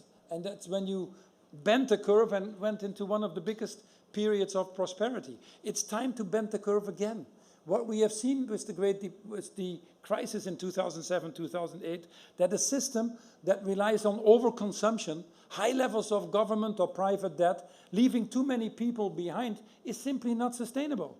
And I would argue that in any system where too many people feel left behind or where they're not participating, these systems will ultimately rebel against itself. And that's what you're seeing. You see it in the polarization at the political level in this country.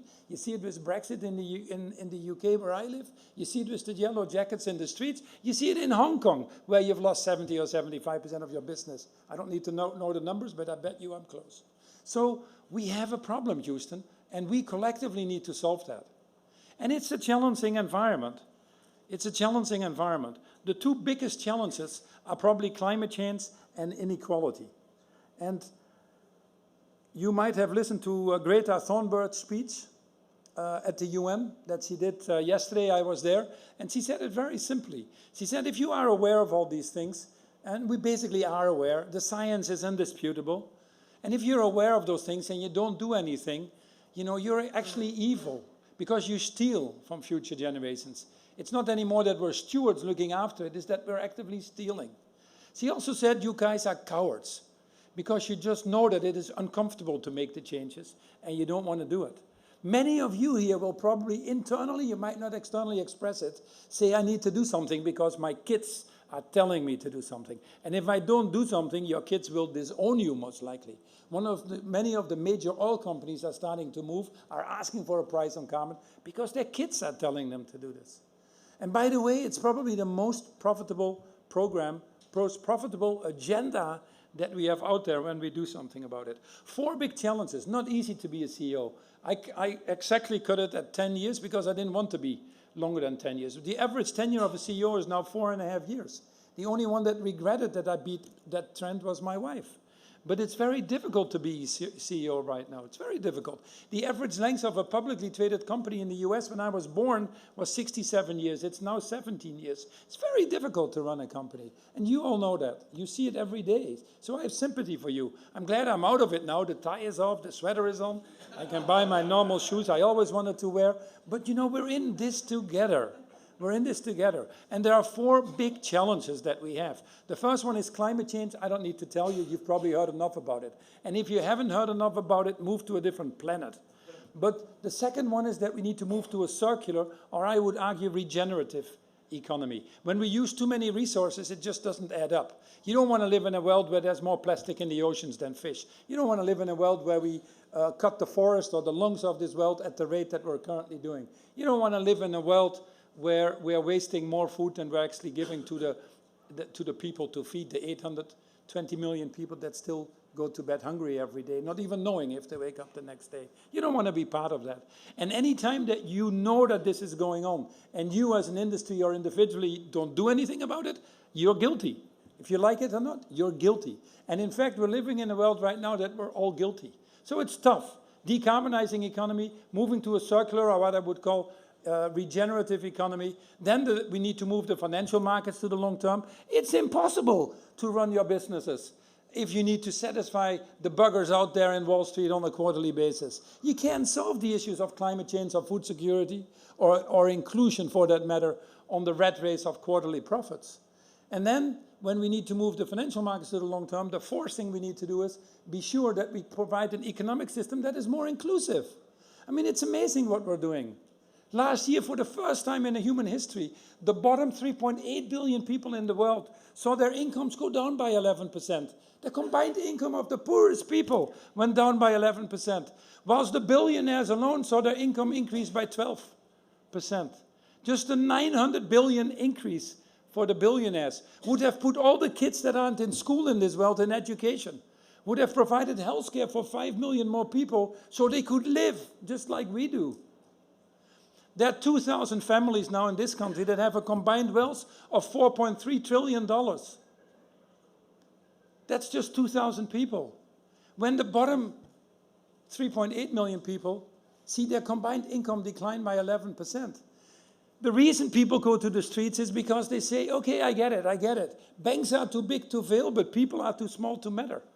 And you are a people industry. You need to own that responsibility as much as you need to own climate change. That's probably your biggest challenges.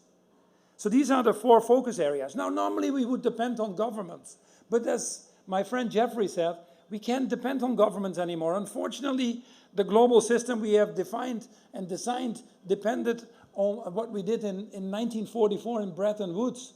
Anybody who runs a company here has had 10, 15 different strategies, if not more. We haven't had a different strategy of the world, how to run the world. Yet we have more of these global issues of cybersecurity, climate change, financial markets, and we just don't know how to deal with it. And populism takes over, we shrink to our own territories, and for the first time in history, I would argue, listening to what we are doing at the UN and all the commitments that are made by the private sector, we're running ahead, actually. We're running ahead for the first time, as I can see, of the political establishment. They're holding us back. But we need to get united and with our actions and our voice to be sure that we end up doing the right thing now and for generations to come. And frankly, it's your biggest business agenda. Now, is your industry different from others? Are you worse or better CEOs than others? I frankly don't know. But I suspect you are not. You have the same industry that is subject to enormous disruptions. And I sympathize with you. You have the technology coming at you, you have the climate change coming at you, you have all these issues of security with the countries that hit you like the first thing. I always wondered, you must be daft if you start a new business and you go into airlines or something. I never could figure it out, how that model works.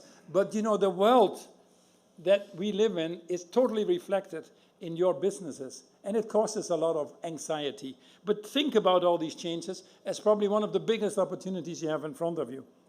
The effect of climate change, you're not separated from that as well. I would argue that the effect of climate change in your industry is probably much bigger than in many of the other industries, although most industries suffer from that. But it affects your industry, and it's going to affect your industry more and more and more. I was reading in the car that UNESCO already has 40 sites that they're thinking of they have to disqualify. You know, you go to Fenner's now and you see the island sinking, you have a problem. Many of the islands that give you a lot of income, where, by the way, it's a reflection of the world. These are what I call the islands of prosperity in the sea of poverty, but they're disappearing at a rapid rate as well. You are affected by climate change more than anything else. And then the third thing, which isn't different, is you have a big impact. You have a big impact.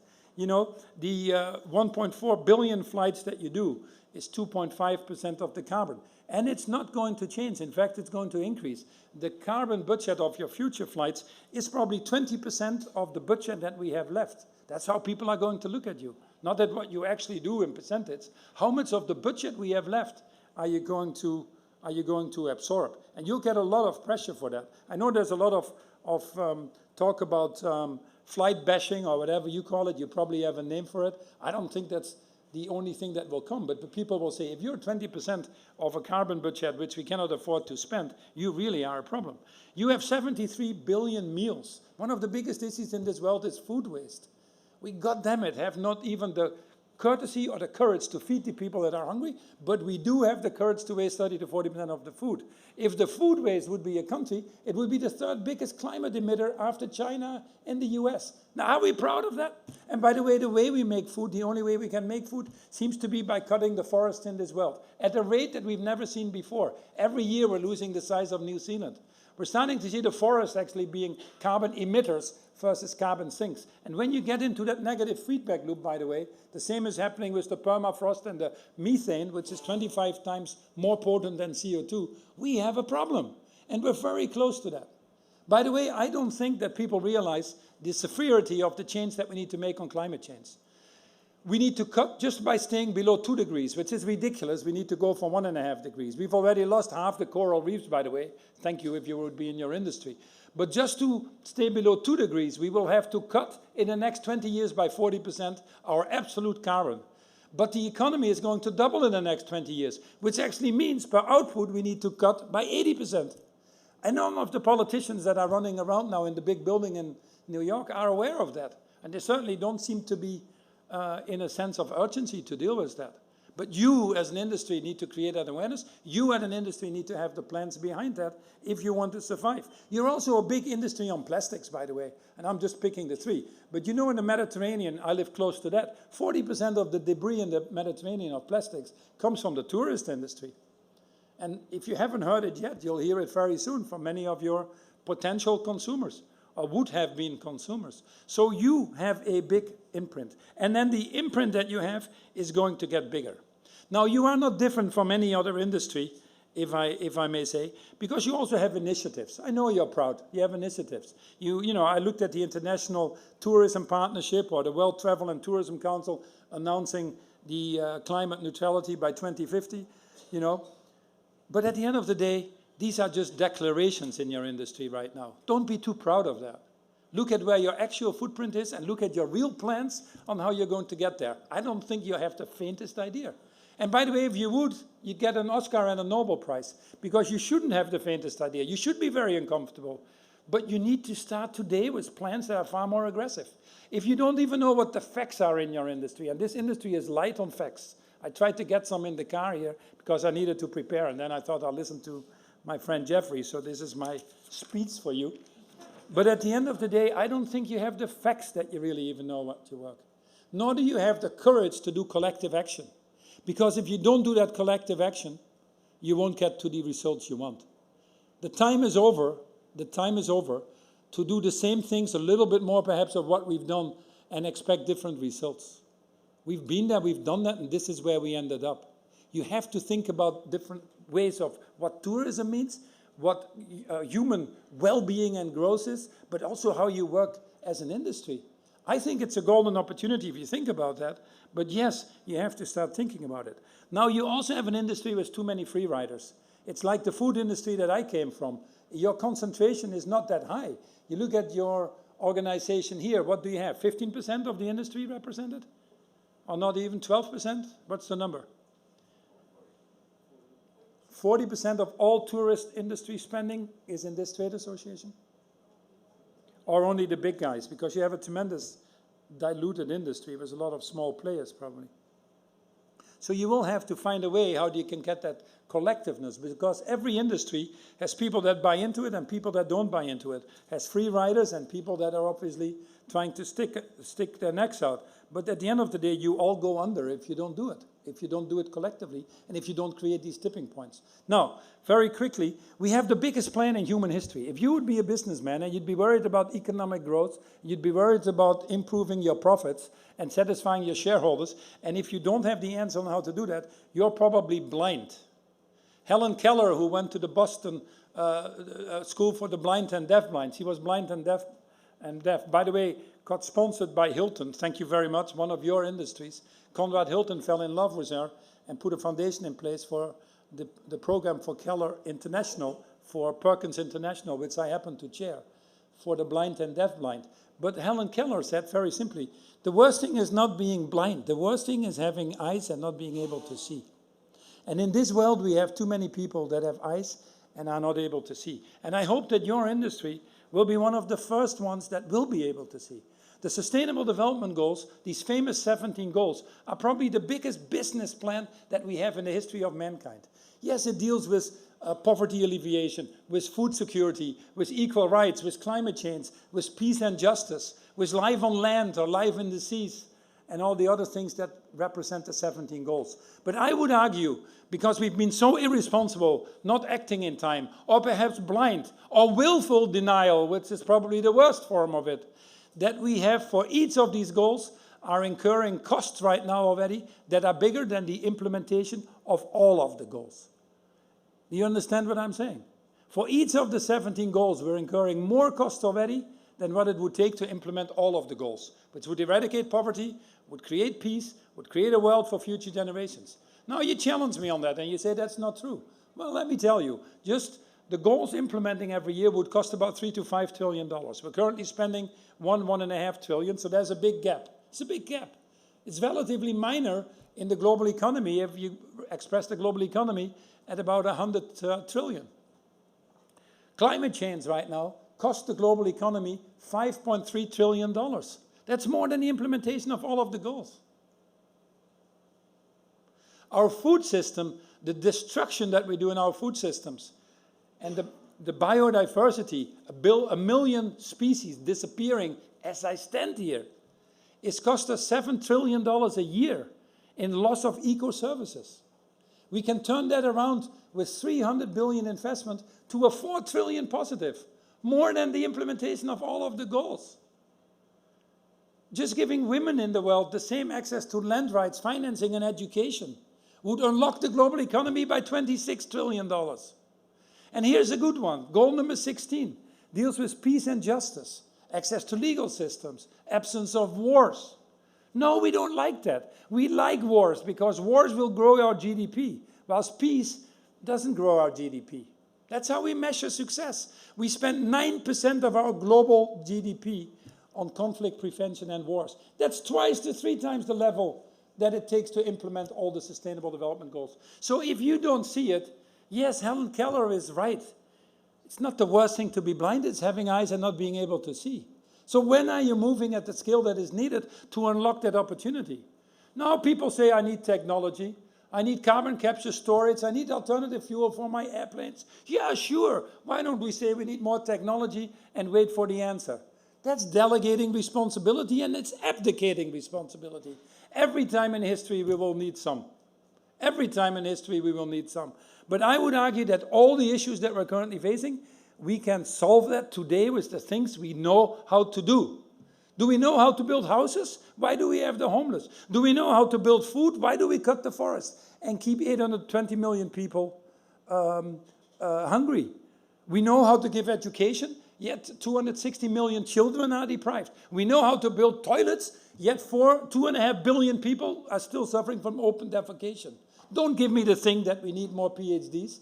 Or don't give me the thing that we need to send people to Pluto or Mars to find the answer. Sure, all these billionaires are trying to come into space, the Elon Musks or the Richard Bransons and others, because they've understood that we don't take care of the planet. They're preparing an escape route. That's what they're doing. So why are we not growing? Why are we not growing? Because there's one little element that's missing. It's called the human element. The question I simply pose is, do we care? Do we care? Because if we care, we would do something about it. That's a question that only you yourselves can answer. Apparently, we have too many CEOs in the world who don't care. I can tell you, when we implemented the Sustainable Development Agenda in Unilever, over the 10 years, we had a 300% shareholder return. We're 100% green in our value chain. We don't have to worry about carbon pricing. Obviously, I'm actively lobbying for carbon pricing, but I would not have a penny to pay for it. The price of solar has come down 65% in the last 5 years alone. In 2/3 of the world now, green energy is cheaper than fossil energy. And soon it will be in all parts of the world. In 2 years, the electric vehicles will be cheaper. And by the way, your employees understand it. 75% of the employees want you to change in every industry. Why do you think Elon Musk made an announcement timed 3 or 4 days before the UN summit started? You know, he didn't make an announcement to be carbon neutral because he believes in it. I still have my doubts. Or that he thinks it's the most important thing. No, because his employees were going to walk out. Just like employees walk out when you don't treat women the same as men, when you don't have the same rights for LGBT. Just like employees walk out nowadays if your company is servicing the defense industry or the border control to give mattresses to the families that are being segregated from children and parents. Employees don't want it anymore.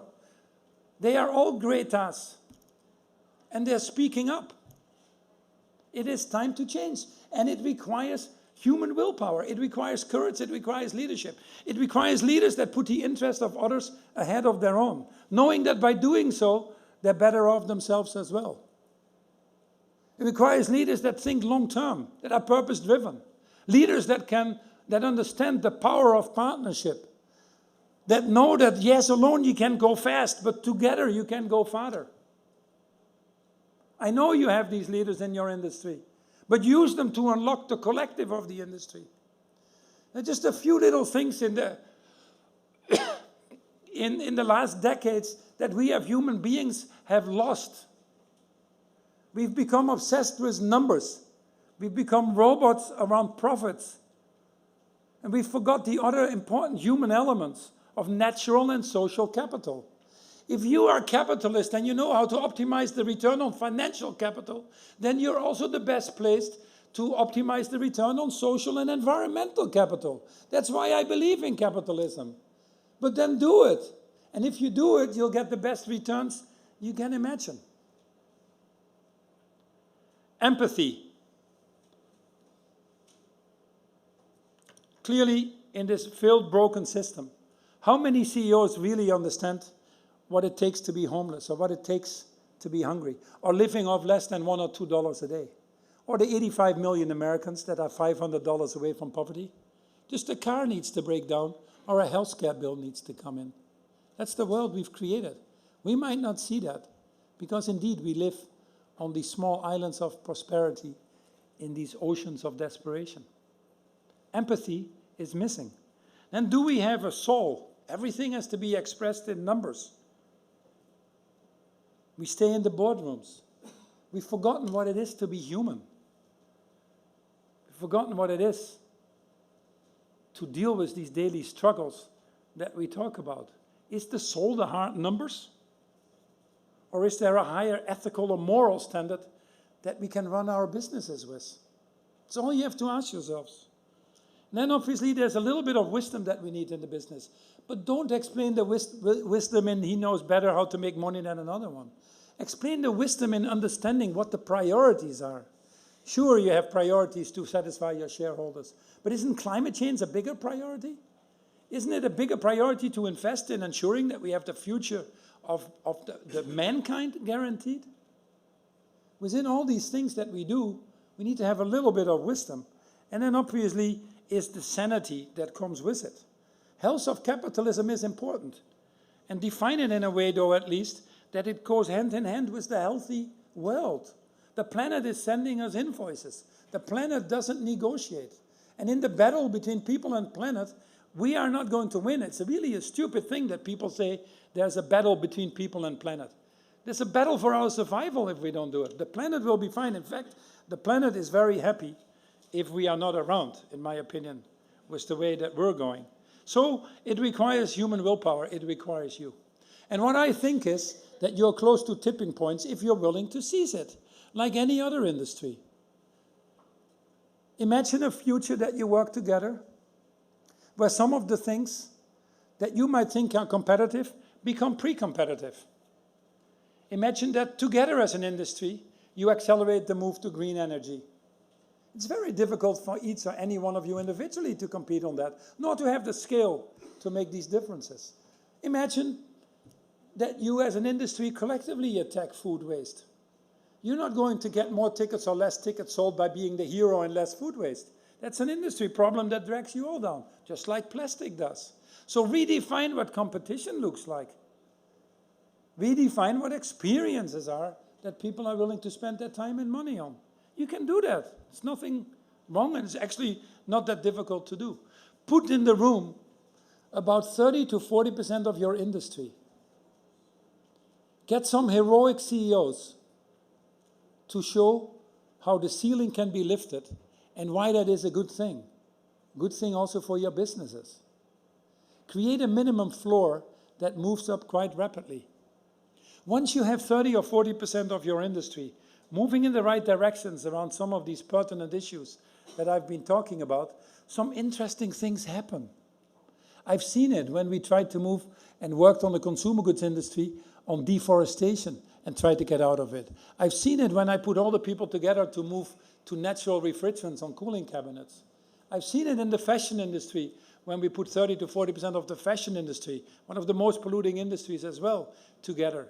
What the magic is. When you have 30%, others start calling. Why am I not part of it? Why didn't you include me?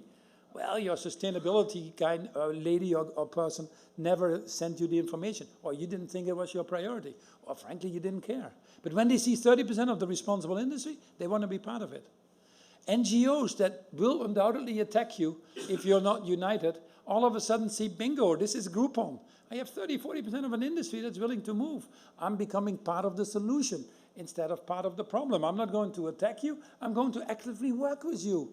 Some of the biggest plans I've worked on transformation has been done with civil society. They are dying to work with us and move these things at substantial scale. And then governments. You're getting a lot of negative government regulation, partly because of populism and how do I get elected, partly because of governments are so short-term that they only deal with the symptoms and not able to deal with the underlying causes. So you get taxes, and you get the wrong regulations. But if you as an industry come together at 30 or 40%, then governments will say, what can I do? I'll help you.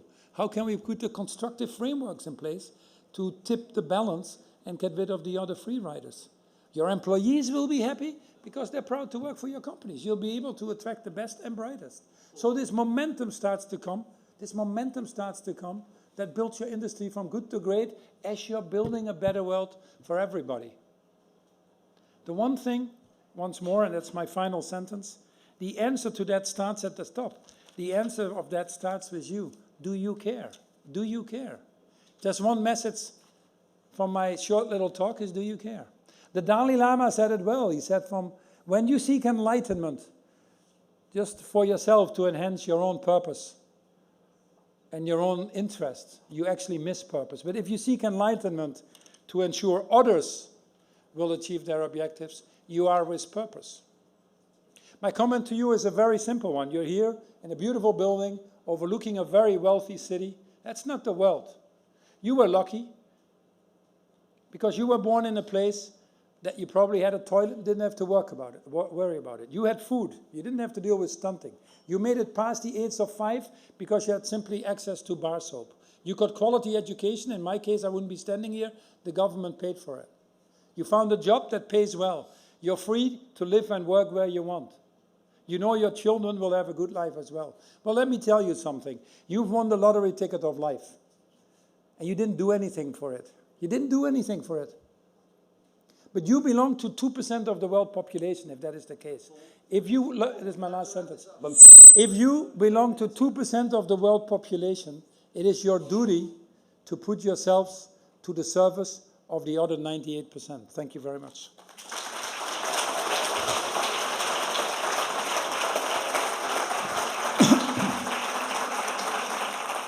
Now, one of the things which has been emphasized a lot today has been that signaling intentions is one thing, delivering firm commitments and actions is more important still, and that's one of the reasons that Gloria has organized this event today, and I'm going to invite her to come back on the stage to talk about some of the commitments she wants to put in place.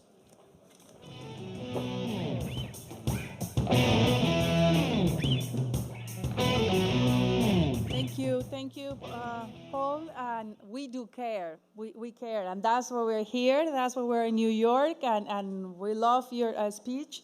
And here we have a very committed audience. We are setting an ambition to be climate neutral by 2050, but not only that, we are embracing OSCAR, and basically OSCAR is our action plan to commit and move forward the entire sector. So I would like to ask our CEOs to join me, please, here, that they will be joining this effort. These are representing some of our members of WTTC. And basically, OSCAR is about zero, as you can see there. Climate neutral by 2050. The O is zero, actually. S is about support.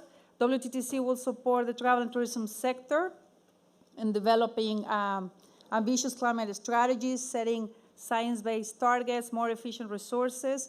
The C is about change from offsetting to invest in emission reductions, and we have a lot of details for the press in this regard, so we have a complete plan. I'm just summarizing basically the commitment. Act is about acting, and this is about reporting, and I want to take the opportunity to thank Jeffrey Lehman and also ask him to join us because he's going to be helping us reporting and a lot of the work that we're going to be doing. Act also is about identifying and implementing new strategies and business models, seek to align our goals with the SDGs, commit to prioritize, collaborate to share data. Something very important here is that we didn't have a mechanism to share data, and I'm going to ask President Calderón also to join us as the chair of the event, he's helping us towards this path. And Paul, if you want to join us as well, you're not going to be becoming our ambassador. Speaking, Manfredi, please, all the members here, join us, all the WTTC members to join. We want to engage also with consumers to make travel more sustainable. We know that there is a lot of confusion, so quality is very clear, 1 star, 2 stars, 3 stars, and sustainability is not that clear. So we are going to be aligning with something that we call sustainable tourism partners. Recognition is very important, and Costas is somewhere there. If you can join us as well, that is helping us to define this. So I'm calling to all of our members and the leadership of travel and tourism. This represents the 200 of our CEOs that they are very committed to make a change. We have heard today fantastic stories. A lot of action has been made, and we are here today in New York to say, yes, we care. And that's why we're here. Thank you very much.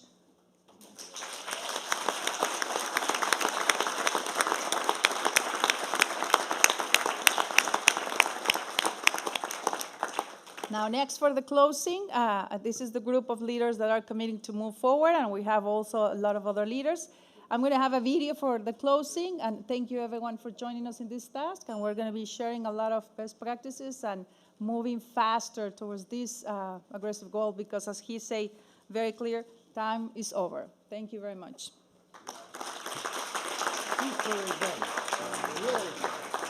Nearly 1.3 billion international trips every year and growing. Billions more domestic. Travel and tourism is one of the world's largest and fastest growing sectors. 10.4% of the world's GDP and 1 in 10 jobs, bringing benefits to people and places in every corner of the world, reducing poverty, empowering people, conserving nature, and celebrating cultures. But our world is facing challenges: climate change, income inequality, and disappearing habitats and species. Successful companies of the future will be those which operate to the highest environmental standards, actively protect and conserve biodiversity, respect and enhance cultural heritage, maximize their social impact, and demand equally high standards from their customers and supply chain. Travel and tourism needs to contribute positively to a zero-carbon world. We need to act now to move towards a climate-neutral sector by 2050. WTTC is inviting all companies in travel and tourism to join it in this journey. Join the movement. Become a WTTC Sustainable Travel and Tourism Partner. Commit. Certify. Lead. For more information, visit wttc.org/STTP. Thank you.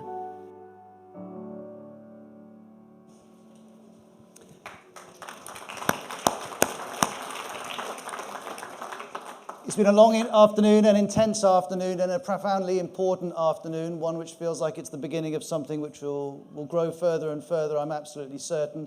Drinks are going to be served just over there, and I hope you'll stay with us to carry on the discussions we've been having this afternoon, and thanks for allowing me to be part of it.